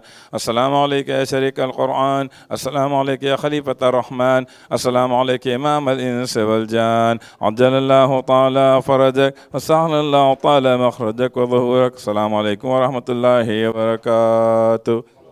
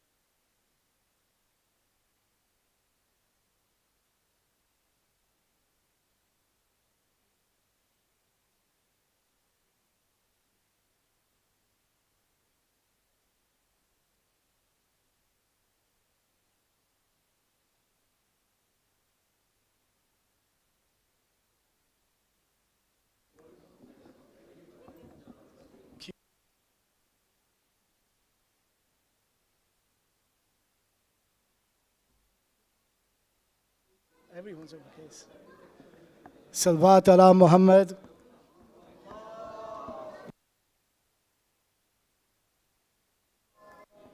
MashaAllah.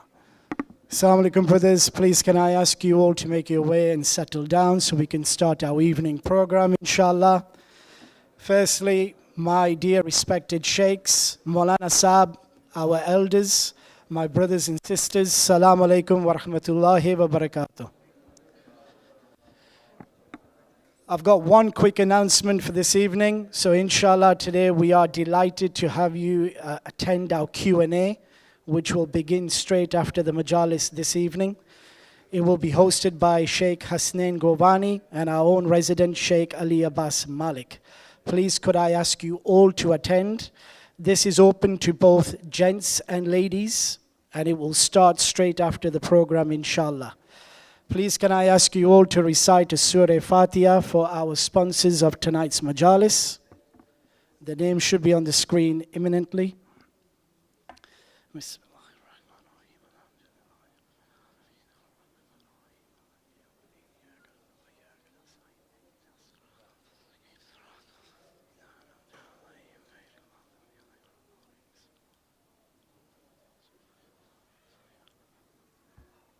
With that, I would now like to invite Sheikh Hasnain Govani to the mimbar. Please could I ask you all to recite Salvat ala Muhammad.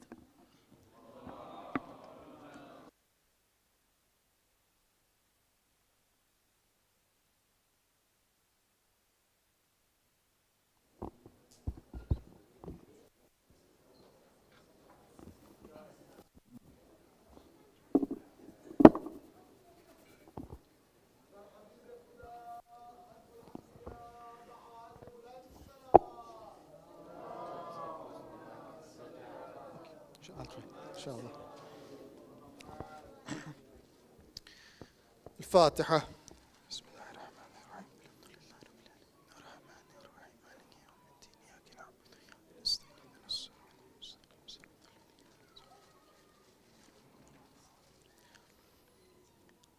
أعوذ بالله من الشيطان اللعين الرجيم.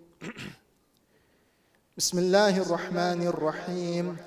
رب اشرح لي صدري ويسر لي أمري واحلل عقدة من لساني يفقه قولي. بسم الله الرحمن الرحيم. الحمد لله رب العالمين خالق السماوات والأرضين. الحمد لله الذي بعث أنبياءه بالحق والهدى ثم ختمهم بحبيبه المصطفى. الحمد لله الذي جعل إكمال ديننا وإتمام نعمته بولاية المرتضى. الحمد لله الذي هدانا لهذا وما كنا لنهتدي لولا أن هدانا الله.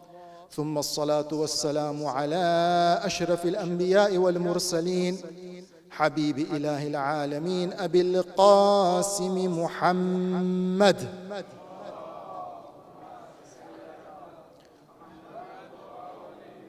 وعلى أهل بيته الطيبين الطاهرين المعصومين المظلومين لا سيما بقية الله في الأرضين.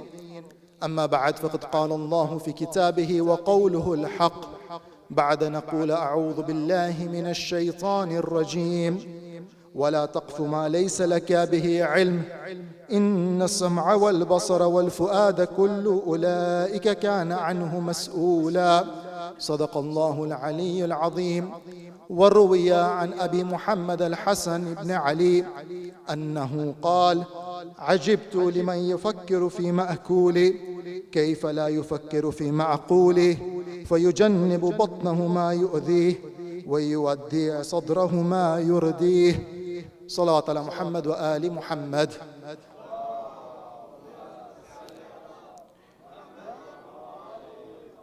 My elders, brothers and sisters in Iman and Islam, Assalamu alaikum wa rahmatullahi wa barakatuh. In Surah Bani Israel, Surah number 17, in a number of ayat, of which some of the instructions given could be compared to the 10 commandments of the Bible, although not exactly like that, but similar to it. In that series of ayat, Allah subhanahu wa ta'ala, one of the instructions that He gives us, He says, وَلَا تَقْفُ مَا لَيْسَ لَكَ بِهِ عِلْمٍ. He says, don't pursue, don't go after those things that you don't have any knowledge of, that you don't know what it actually is. And then He explains why. He says, إِنَّ السَّمْعَ وَالْبَصَرَ وَالْفُؤَادَ كُلُّ أُولَٰئِكَ كَانَ عَنْهُ مَسْئُولًا. He says, indeed, the hearing and the sight and the heart, all of these things you will be held accountable for. All of these things that Allah subhanahu wa ta'ala has given us, you will be held accountable for. You know, when we go to madrasa, I'm not sure about how it is nowadays, but when we used to go to madrasa when we were young, we were given a very simple worldview. Halal, haram. Halal, haram. Makruh, mubah, mustahab. This was the worldview we were given, and I'm not saying it's wrong. This is where we need to start.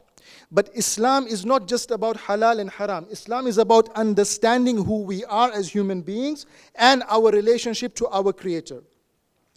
And if we want to do that, we need to go introspect. We need to go within ourselves to see who we are, what we're made up of, what triggers us, what makes us happy, what makes us not happy. When we look at that, we find that we have certain responsibilities, not only towards Allah subhanahu wa ta'ala, but also towards our family members, to ourselves, and to our society. Allah subhanahu wa ta'ala therefore says, your eyes, your ears, your fu'ad, your qalb, your sense, your faculties of intelligence, of thinking, all these things you will be held accountable for. How did you use that? The other phrase that I started the majlis with is a hadith from Imam Hassan, salawatullah wa salamu alayhi.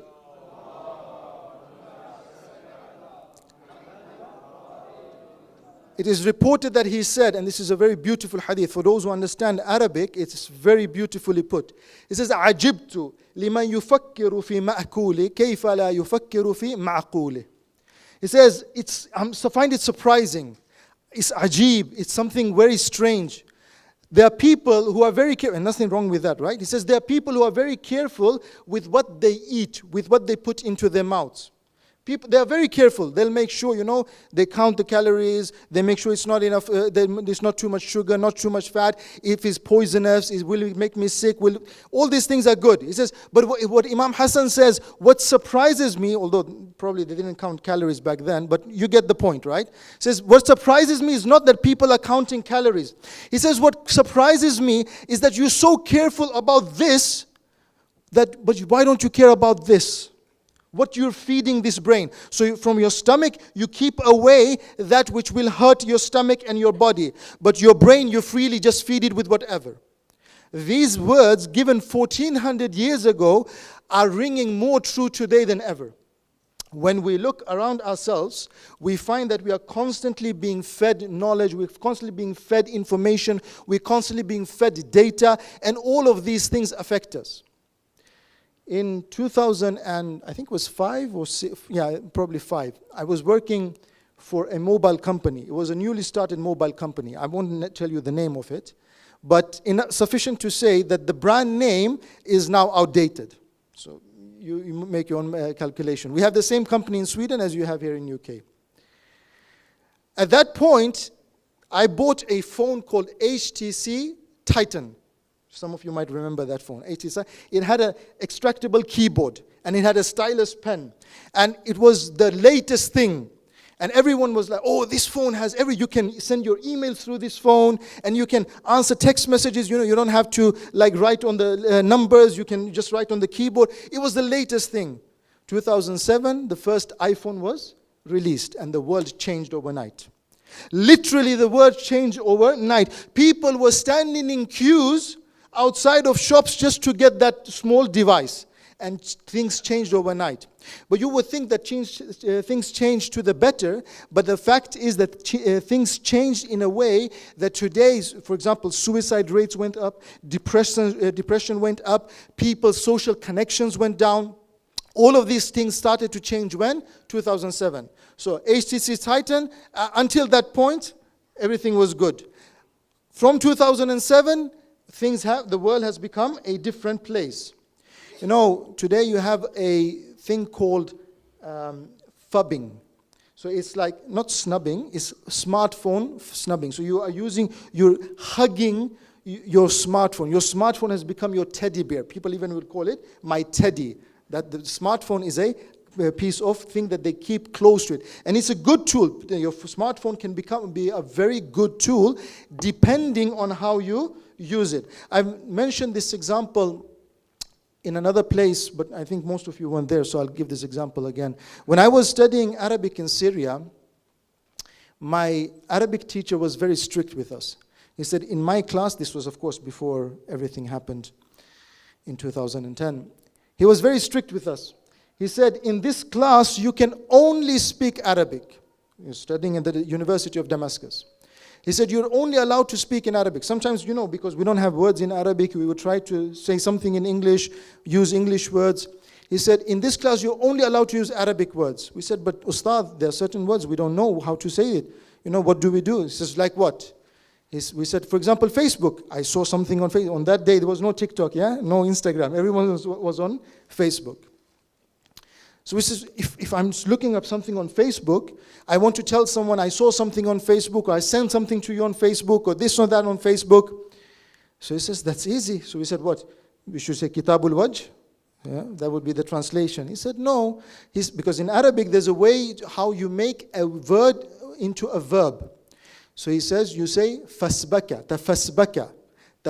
So those of you who know Arabic are now with me. Tafasbaktu, tafasbaka ilay, and so forth. So he said, you take the word Facebook and you make it into a verb. Khub. We took this word with us. We went to our colleagues at the Hawza. We said to our colleagues at the Hawza, we'd learned something very amazing. In Arabic, you can make a word into a verb, and this is how you can say Facebook, tafasbaktu, and so forth. So as we were sitting there and discussing, someone said, it's good, but we have a better word. I said, what is that? He said, fasad book. And indeed, Facebook is a facade book. The smartphones have infiltrated our lives. And if you think about this, did we ever stop to think about what these smartphones are doing with our lives? How it is affecting us? How it has become such an integral part of your life? Now, I'm going to give you a few things to think about, a few questions. Think about these questions and see how many of these you tick off in your mind. And then tell me, do we have a problem of, is it just something that gives us joy and pleasure?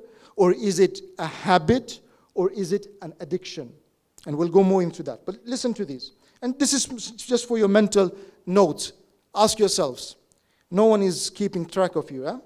Do you find yourself spending more time on your mobile phone and smartphone than you realize? Meaning, you've been scrolling, or half an hour, 45 minutes went by.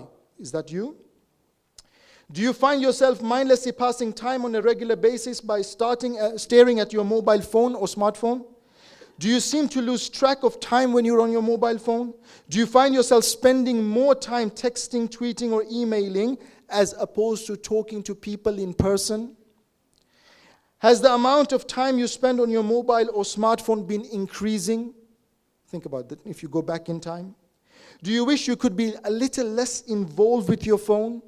Do you find yourself thinking that, I wish that my phone wasn't constantly hogging my attention? Do you sleep with your mobile phone close to you?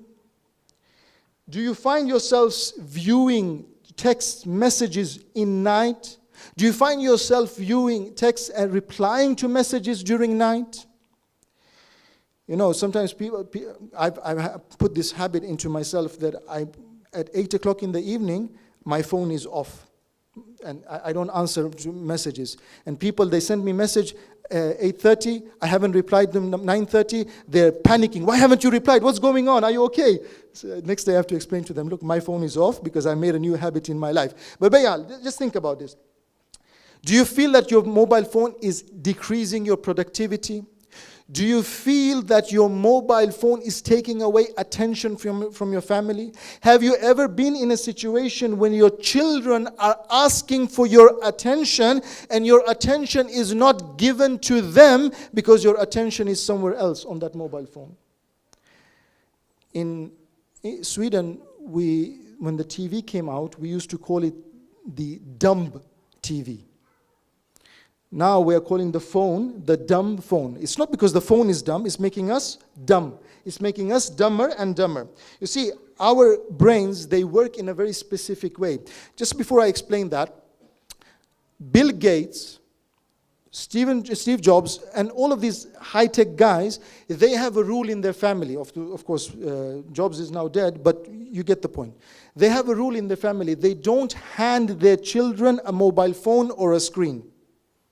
When they're young, they will not give them these instruments. Why? Because they know what they will do. Imagine, if you will, that you are living maybe 3,000, 4,000, 5,000 years ago, somewhere in the savannah, you're very hungry, you see a tree, you go up on the tree, because on the tree is what? There could be fruit, and you see some fruit up in the tree, you go up on the tree, you grab the fruit, but the fruit is not nice, the fruit is not edible. But as you're on the tree, you look beyond the tree, and you see that beyond somewhere else there is nice lush fruit. So you found, by going up on the tree, you were able to find something beyond the tree, something that was beneficial to you beyond that tree. Now what your brain does is creates a cause and effect chain, a pathway whereby dopamine is released every time you go up a tree, because you know that when I go up a tree, I might not find something on the tree, but I might find something on the tree. Just by this finding something, that I might find something, that gives you the dopamine release. That just because you think that there might be something, that you think that there might be a reward over there, it makes you go up and look for something on the tree. Let's bring the example closer to home. Imagine you have a fridge at home. Every time you open the fridge, there is a new surprise for you in there. One day there is jalebi. One day there is gulab jamun. One day there is biryani. One day there is pilau. You know, the Khojas, they will understand these examples, right? Lau lau goes pilau. So every time you open your fridge, but you don't know what is there. Now, if you know that every time you open the fridge, by some time that there will be something, you will get tired of it. You won't keep on opening and opening and opening. But if you know that sometimes there will be something good and sometimes there won't be something good, that variability, that not knowing that will there be something that I want or will there not be something I want, that actually increases our desire to go for that. So what happens is, when you look at how the social media, how those people who have engineered the algorithms, what they have done behind social media is that they've created these cues. Number one, you are tagged on a photo. You get a message. Now you build a habit. That habit makes you open the phone. You are given a dopamine release. Did someone contact me? Did someone want something from me? Did someone want to talk with me? As soon as you get that dopamine release, you are now going from building a action into building a habit. Now, a habit is defined as something that when you don't do it, you experience minor discomfort. Think about this. When I'm not grabbing my phone, when I want to grab my phone and someone tries to grab my attention, tell me not to grab my phone, am I experiencing minor discomfort, or am I experiencing a lot of discomfort? If it is minor discomfort, it's a habit. But if it is a lot of discomfort, can I go a day without my phone? Will that be just minor discomfort? If I can go a day without my phone, then it's a habit. But if I cannot go a day without my phone, if I feel that a full day without my phone is causing me trouble, then what I'm experiencing now is an addiction. And we have several ahadith from the Imams of Ahlul Bayt, salawatullah wa salamu alayhi,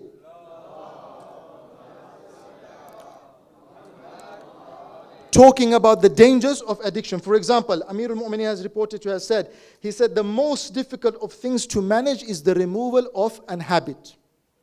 The most difficult thing. In another riwayah, كُلُّ شَيْءٍ يُسْتَطَعَ. Everything is possible, إِلَّا نَقْلِ اتِّبَاعَ, except for removing an ingrained habit, meaning something that has become an addiction. Now that doesn't mean it's impossible, but you have to put some time into it, you have to put some effort into it. For example, research shows that the average American, and you people here are not far away from Americans, right? The average American spends 5 hours and 24 minutes on their mobile phone every day. Okay. Americans check their phones on average 96 times a day. You think that's crazy? Average American touches their phone. Anyone wants to venture a guess? 250? Try 2,600. 2,600 times a day, average American touches their phone. That doesn't mean they're taking it out and just touching it in the pocket, fiddling, because we feel uneasy when we are not touching the phone. We need to make sure, is it still there? Because it's become such an ingrained part of us. And what happens is every time we check the phone, when we open the phone, again we have that dopamine release and we think that we're going to feel better. But what's happening is that the more we have that dopamine release, the more we get stressed out in the long run.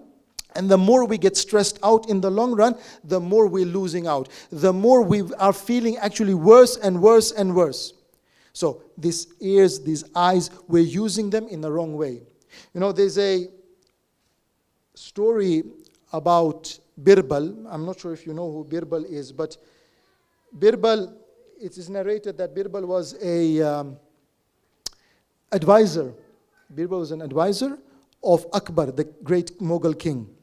There are many stories of Birbal and Akbar, this you might have heard in a different way.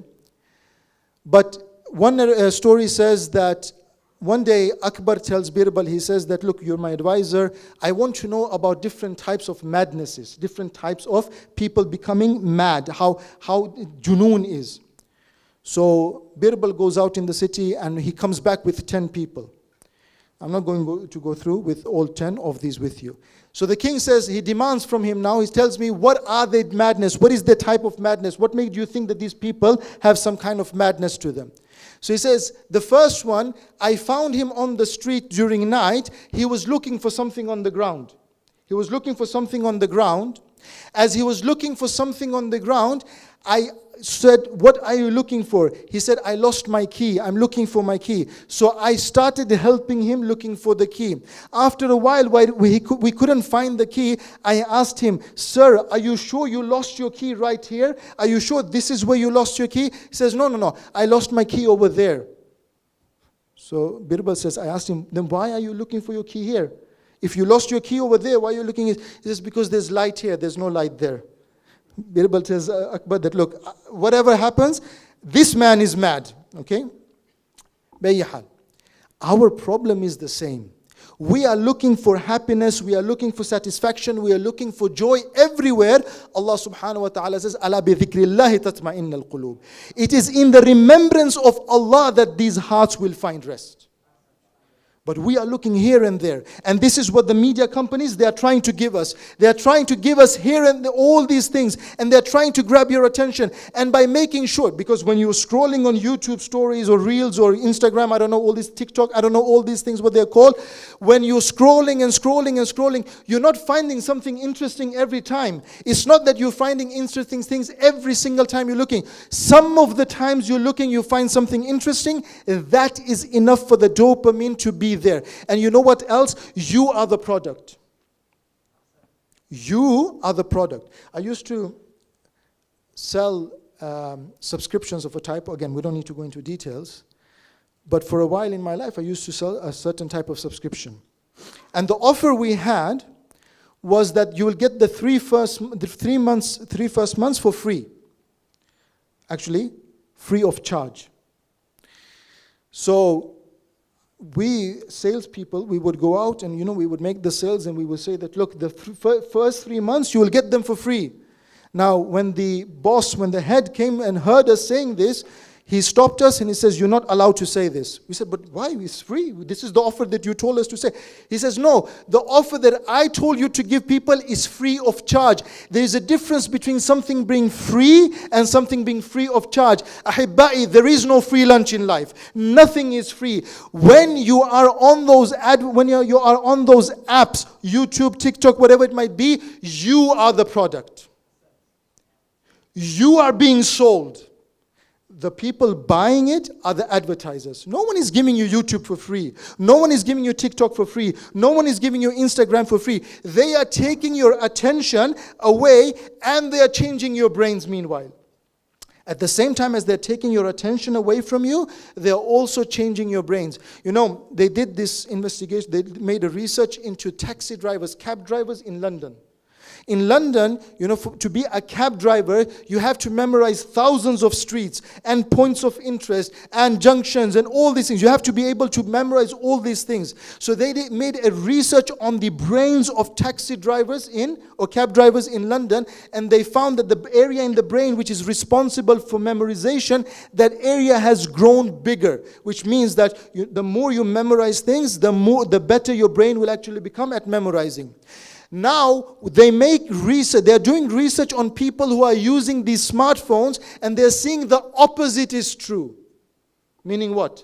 meaning that the memory is getting less and less. Attention span is getting less and less. Indeed, some of the research are saying now that if someone wanted to invent an instrument, if someone wanted to invent something that makes our memory fail, if someone wants to invent an instrument that makes us distracted, if someone wanted to invent anything that makes us less cognitively aware and makes us less productive, they could not make anything better than this smartphone. And we call it smartphone. We think that this is a life savior, and we hand it to our kids freely, and we sit on the dinner table and we're scrolling and scrolling, and no one is talking to each other because this thing has our attention. Recite salawat ala Muhammad wa ala Muhammad.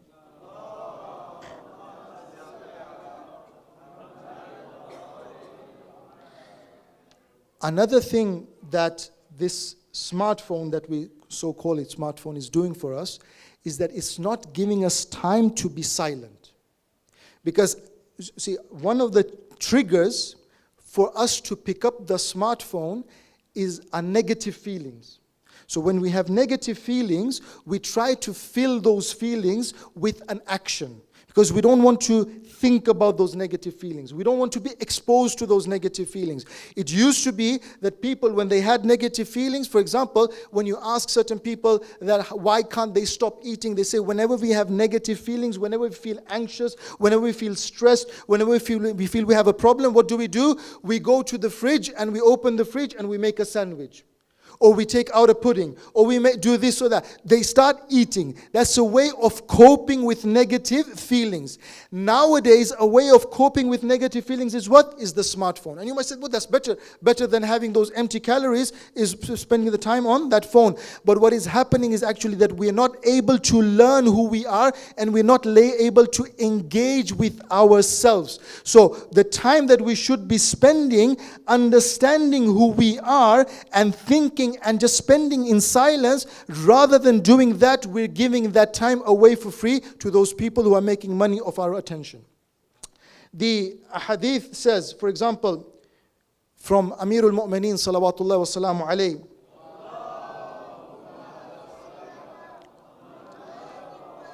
when he describes the muttaqeen, he says, in samata lam yaghumma. He says, if he is silent, it doesn't give him any trouble. A muttaqi, when he is in a state of silence, when he's listening to himself, when he's not out there just talking, that doesn't give him any trouble. For us, it becomes a trouble. It becomes a huge issue. We can't stand our own thoughts. We cannot stand thinking and listening to what we are saying, what our own thoughts are telling us.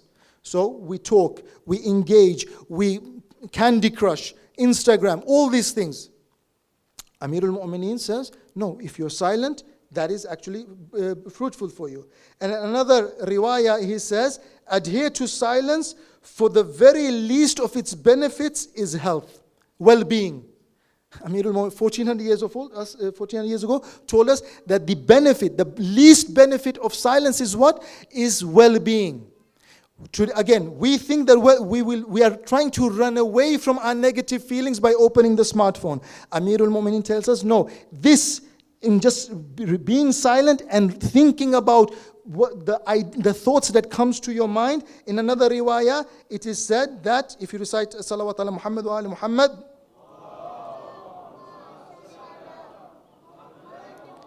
he says, أكثر صمتك يتوفر فكرك. He says, increase your times of silence and your thoughts will multiply. You will have more ideas, you will have more thoughts, you will think about more things. وَيَسْتَنِرْ قَلْبُكَ. Not only that, but your heart will be filled with light. وَيَسْلِمُ النَّاسُ مِنْ يَدِكَ. And people will be safe from your hand. See, another thing which happens on Facebook, on Instagram, on these things. So silence is one thing. We say it's important for us to to have times where we are silent and we are not being distracted by all these things happening around us. But another thing that happens on these Facebook and all this social media is that we are exposing other people to harm. How are we exposing other people to harm? I will spend 90 minutes to make a 60 or 30-second reel. I will put down 90 minutes to make a reel that is 30 seconds. Then I will or story. For those of you who don't know what I mean by reel and story and all these things, please, alhamdulillah, you know, you're good, you're well off. But for those who know, you know. 30 seconds, I want to show the world how happy I am. For 30 seconds, I want to show the whole world that my life is so successful. For 30 seconds, I want to show the world that this is the best thing ever. Then when people actually come and see what's going on, they will find out that I'm the most depressed person in the world. When they come to see my marriage, they'll find that my marriage is the worst in the world. But on social media, I'm presenting the best marriage. On social media, I'm presenting the best life. On social media, I'm presenting everything is rosy. Everything is going well. It's as if my life no one could have a better life than me. So that people should be envious of my life. So that people should feel that they want this kind of life. Yet my life might be the worst of lives. And in social media, people are creating trouble for each other. In social media, people are ganging up on each other. And that's another aspect of social media, which is what? Is the idea of fake news being spread as well. The idea of fake news, and this is not something new, we have heard of fake news so many times before, but what happens when you go onto social media is that the algorithms will create echo chambers for you. Which means what? That you are being exposed to things which you are already shown social media that you like. And mind you, when I say you've shown social media that you like this, someone actually said that the best storage device, the best storage organization since DNA is social media. Meaning what? Meaning that Google knows the information that you give in Google, they know. Of course they know that. They know what your age is, where you live, where you work, and you can't do any, you have to give them that. How else are you going to get to work unless you put that onto Google Maps or Waze or whatever it might be. But Google knows those things, but Google also knows your preferences. Google knows the kind of food you like to eat. Google knows when you go to bed. Google knows when you wake up in the morning. Google knows more about you than you or your spouse knows about you. Why? Because Google is tracking you, whether you like it or not. Every movement you're doing, Google knows it. And that's exactly how we want it. Because when Google knows it, Google is presenting us the replies. Google is presenting us the answers. And I'm not just singling out Google, mind you. All of the social media apps have the same thing. So they will create an echo chamber where false news, fake news will be created for us. When these fake news are being created for us, we are now living in a bubble. We only see the things which are presented to us based on our preferences, based on what social media has read from us, and then there is someone else living, maybe my neighbor living just close by to me, who's living in a total different reality. They don't see what I see. They don't know what I know. They are not living in my reality. My idea of truth is different from their idea of truth. Why? Because there are different truths? No, because of this social media putting us in echo chambers. Because of this social media giving us fake news. So social media, we find, therefore, is creating troubles for us in many different ways. Now, if we want to look at how we can overcome social media, and the habits that social media gives for us, one thing we need to think about, and there are several ways, and you can Google these things, but one of the things that you need to keep in mind is that social media works because you allow it to work. So there are cues. Social media gives us cues. It gives us triggers. For example, someone tagged me. Someone texted me. Someone sent me a message. Someone somehow engage with me. So I'm actually doing social media's work for them when I'm doing these things. Can you turn off the notifications? That's the least you could do, to turn off the notifications, to make sure that you are not alerted. And the first few days it'll feel terrible. It will feel terrible not to get that notification. Who sent me a friend request? Who tagged me on this photo? Who told me that they have found something interesting? It will feel terrible. But after a few days, it will actually feel much better. Because you're no longer addicted to that confirmation. You're no longer addicted to that trigger. What else can you do? Can you remove the social media app totally? Can you restrict the times you use it? So there are other apps that actually helps you restrict the time you use it. Another thing social media creators do, they use different colors to make you look at it. Just as our brain is wired to look for different colors out there in nature to eat. You know, when you look at strawberries and when you look at raspberries, for example, you look at apples, you look at oranges, all these things, they have lush colors. It makes us want to eat them. Well, at least 100 years ago, they made us want to eat them. Today, we just want that artificial, all those artificial stuff. But they are also colorful. Candy and sodas and all these things, they're also colorful to grab our attention. In the same way, social media apps, they make their apps, they give them colors. So if you can just remove those apps from the first screen, from the home screen, already there you've done a lot of work. Already there you've won a lot of things. So, and you can Google the other things as well. But one more thing that we need to say about social media before we finish is that social media today, and things are evolving very quickly, and with AI, God knows where we'll go. There is a segment of social media which is geared towards a mature audience. You won't find it on YouTube or on Instagram and so forth. It's geared towards a mature audience. But what they are doing now is that they are putting some of their content, which is not as explicit, they're putting that content on YouTube. They're putting that content on Instagram. They're putting that content on TikTok to get you to look at their content there so that you will go to their content there.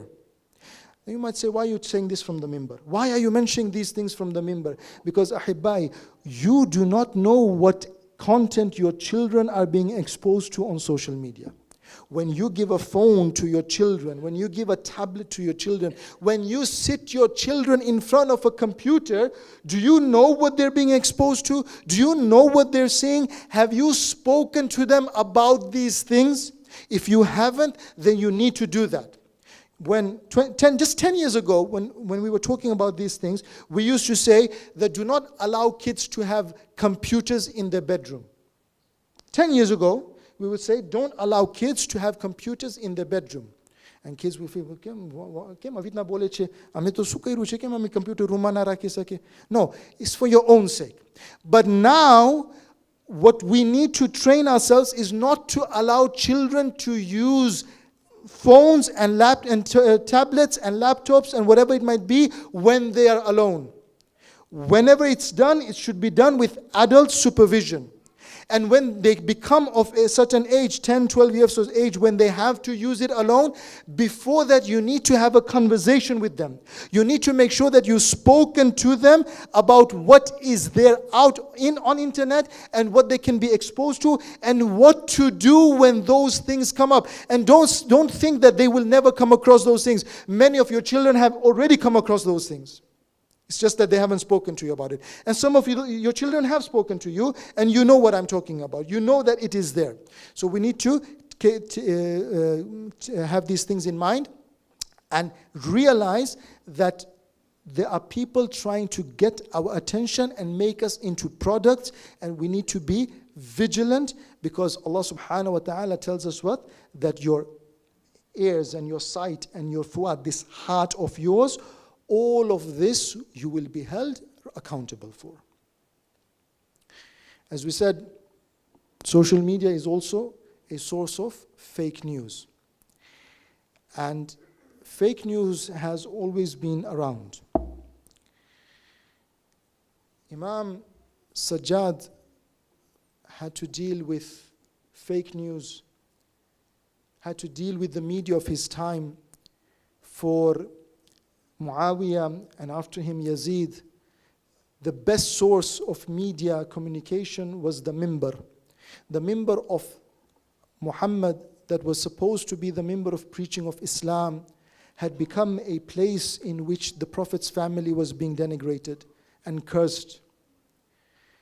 And when the caravan of Imam Husayn was going from Kufa towards Damascus, at every place people were saying that these people who are coming here, they are baghis, they are rebellious people. They are people who have left the fold of Islam, and they are people who have come out to fight and go to war against the Khalifa. All these things Imam Sajjad had to deal with. And I ask myself, how a man who has gone through the challenges of seeing his father being killed, seeing his brothers being killed, seeing his uncles being killed, seeing their heads being raised on spears, seeing his mothers, his aunts, his sisters running from one burning tent to another, seeing the children running out on the battlefield, how that man who almost died when he saw his father's headless body on the ground of Karbala, how he was able to bear patiently when people would come up to him and curse him to his face. The riwayah says that when the caravan entered Damascus, an old man approached Imam Sajjad and he says that, may God be praised who has done this to your household. And he has given honor to the house of Abu Sufyan. At that point, Imam Sajjad, he looks at him and he says, oh man, do you read Quran? The old man, he says, I read Quran. He says, have you read the ayat Tathir? He says, I've read the ayat Tathir. He says, the ayat Tathir is about us, the Ahlul Bayt. He says, oh man, oh Shaykh, have you recited in the Quran the ayah of Muwadda? He says, yes. He says, the ayah of Muwadda is for us, Ahlul Bayt. And he keeps on giving him examples from the Quran, where the Quran mentions the Prophet's family. Finally, that old man, he says, forgive me, I did not realize that this Quran is about, these verses in the Quran are about you. This Imam Sajjad, who had things thrown at him, stones and firewood thrown at him, one day he finds himself in the courtyard of Yazid, where the Khatib is insulting Ali and Husayn. And he looks at Yazid and he says, Imam Sajjad looks at Yazid, he says, Yazid, allow me to go on these on this wooden chair, and allow me to say something in which there will be benefit for people. As he is finally allowed, after people tell Yazid, please allow him to go up so that we can listen to him. As he's finally allowed to go up, he starts introducing himself, and all the misinformation, all the disinformation that has been given about Imam Ali, he starts telling the people who Imam Ali truly is, having introduced the Prophet first, and then introducing Imam Ali, and then introducing Sayyidah Fatima, and keeping on saying, I am the son of Ali, I am the son of Fatima, I am the son of Muhammad. Having said all these things, Yazid, he says the people are turning towards Imam Sajjad. He tells the muaddin to give adhan. At that point, Imam Sajjad, when he hears Allahu Akbar, he says, indeed there is nothing greater than Allah. When he hears the muaddin says, he says, Ashhadu an la ilaha illallah. He says, my skin, my hair, my blood, everything in me bears witness that there is no God but God. But then when the muaddin says, Ashhadu anna Muhammadan Rasulullah, at that point, Imam Sajjad, he turns to Yazid. He says, Yazid, this Muhammad that he speaks of, is he your grandfather of mine? If you say he's your grandfather, then you're done kufr. And if you say that he is my grandfather, why did you kill his children? Why did you take his daughters as prisoners? Why have you made us go through all of these difficulties? وسيعلم الذين ظلموا أي منقلب ينقلبون يا الله يا الله يا الله يا الله يا رحمن يا رحيم يا مقلب القلوب بحق فاطمة وأبيها وبعلها وبنيها والسر المستودع فيها. Wallah, we ask you that you increase our tawfiqat. Wallah, we ask you that you forgive us for our sins. Wallah, we ask you that you keep us away from those things which are harmful for us. Wallah, we ask you that we are those who have hearts that are purified and at rest. Oh Allah, we ask you that you hasten the appearance of Al-Hujjah, and that you join us with his closest associates, and that you remove suffering and oppression around the world, and that you make us amongst those who remove suffering and oppression around the world.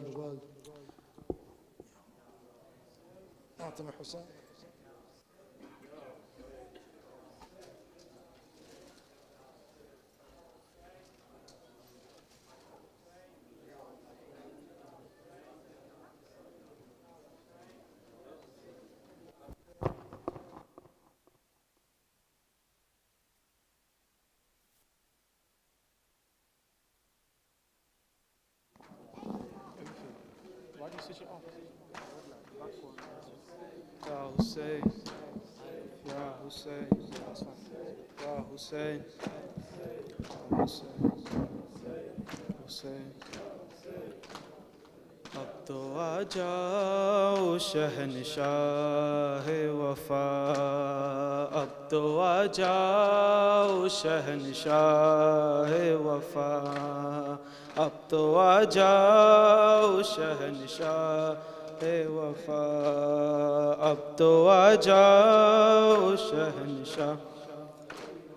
رو رو کہتی تھی سکینہ رن میں، رو رو کہتی تھی سکینہ رن میں، لٹ گئی ثانی زہرا کی ردا، اب تو آ جاؤ شہنشاہ وفا، اب تو آ جاؤ شہنشاہ. شمر نے مارے تماچے ہے میرے گالوں پہ، جھرکیاں دیکھے اٹھایا ہے مجھے، جھرکیاں دیکھے اٹھایا ہے مجھے، بابا کی لاش پہ رونے نہ دیا، اب تو آ جا او شہنشاہ وفا، اب تو آ جا.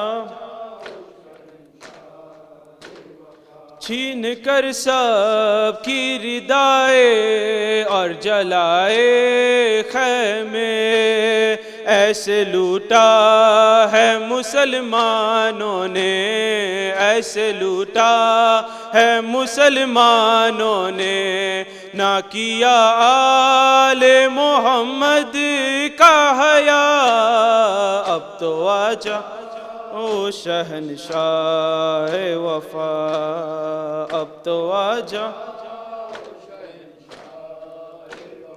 تم کو عباس کی طاقت پہ بھروسہ تھا بہت، قید ہونے سے بچائے تم کو، قید ہونے سے بچائے تم کو، آ کے یہ شمر نے زینب سے کہا، اب تو آ جا او شہنشاہ وفا، اب تو آ جاؤ شہنشاہ وفا، اب تو آ جاؤ. توڑ دی مار کے اکبر کے جگر میں برچھی، اور ستمگر نے کہا مولا سے، اور ستمگر نے کہا مولا سے، یہ سنا ہے کہ تو صابر ہے برا، اب تو آ جا او شہنشاہ وفا، اب تو آ جا. صاحب العصر یہ الفاظ عطا کرتے ہیں، کوئی خوبی یہ نہیں اختر کی، کوئی خوبی یہ نہیں اختر کی، اس کے نوحوں میں ہے زہرا کی دعا، اب تو آ جاؤ شہنشاہ وفا، اب تو آ جاؤ. رو رو کہتی تھی سکینہ رن میں، رو رو کہتی تھی سکینہ رن میں، لٹ گئی ثانی زہرا کی ردا، اب تو آ جا او شہنشاہ وفا، اب تو آ جاؤ شہنشاہ وفا. یا حسین، یا حسین.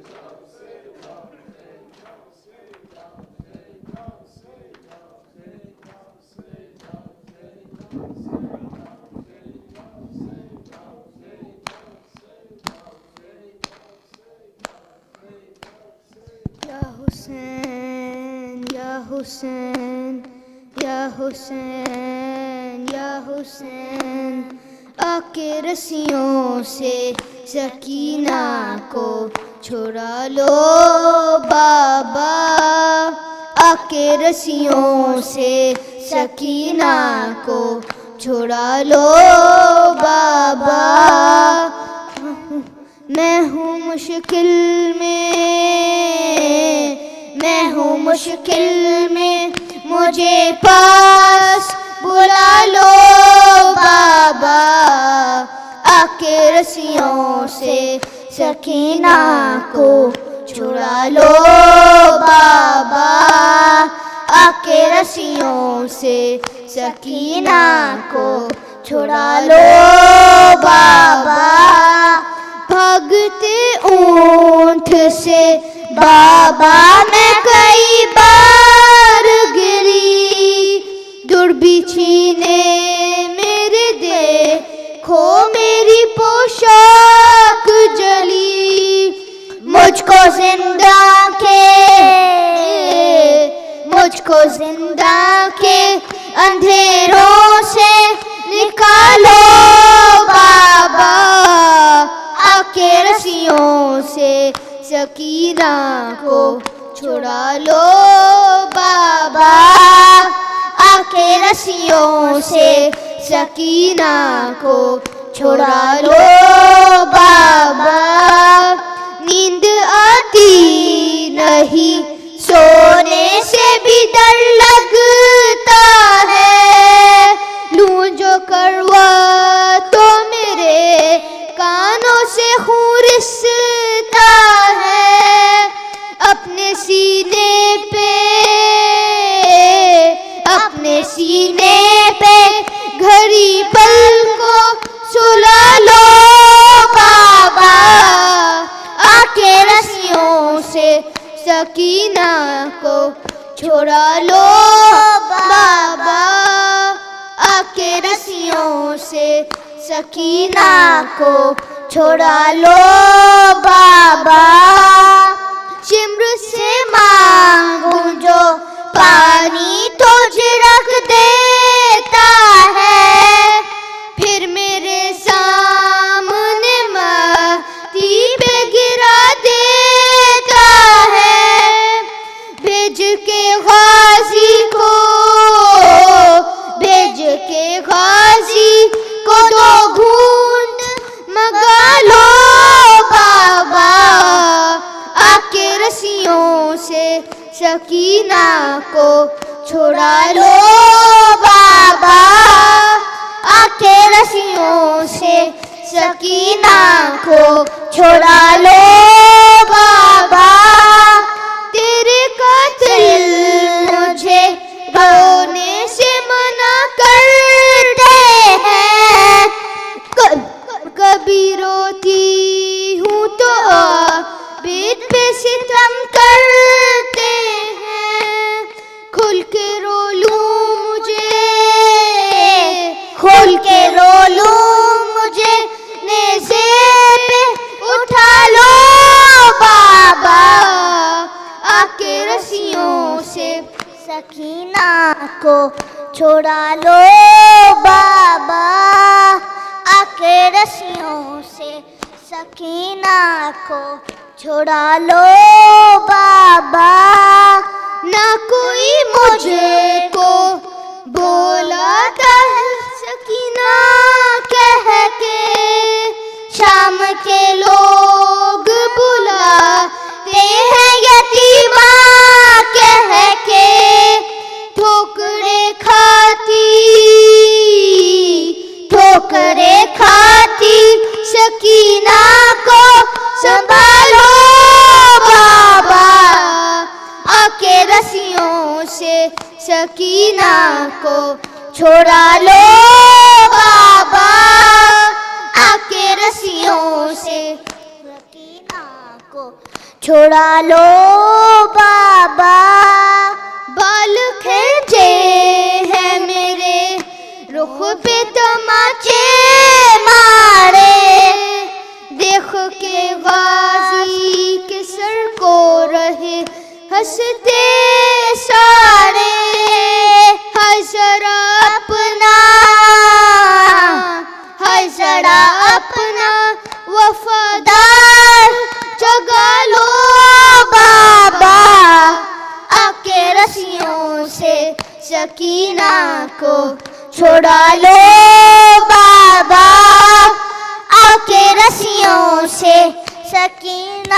को छोड़ा लो बाबा।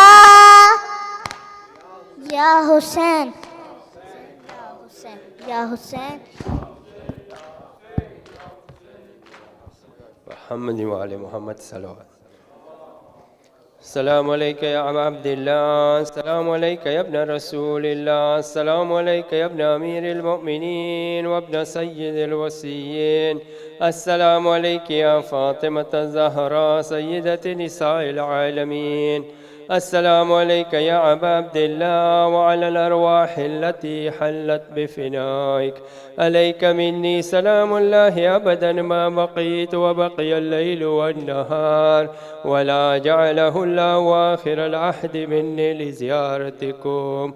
السلام على الحسين وعلى علي بن الحسين وعلى أولاد الحسين وعلى أصحاب الحسين، خصوصا سيدي ومولاي أبا الفضل العباس بن أمير المؤمنين.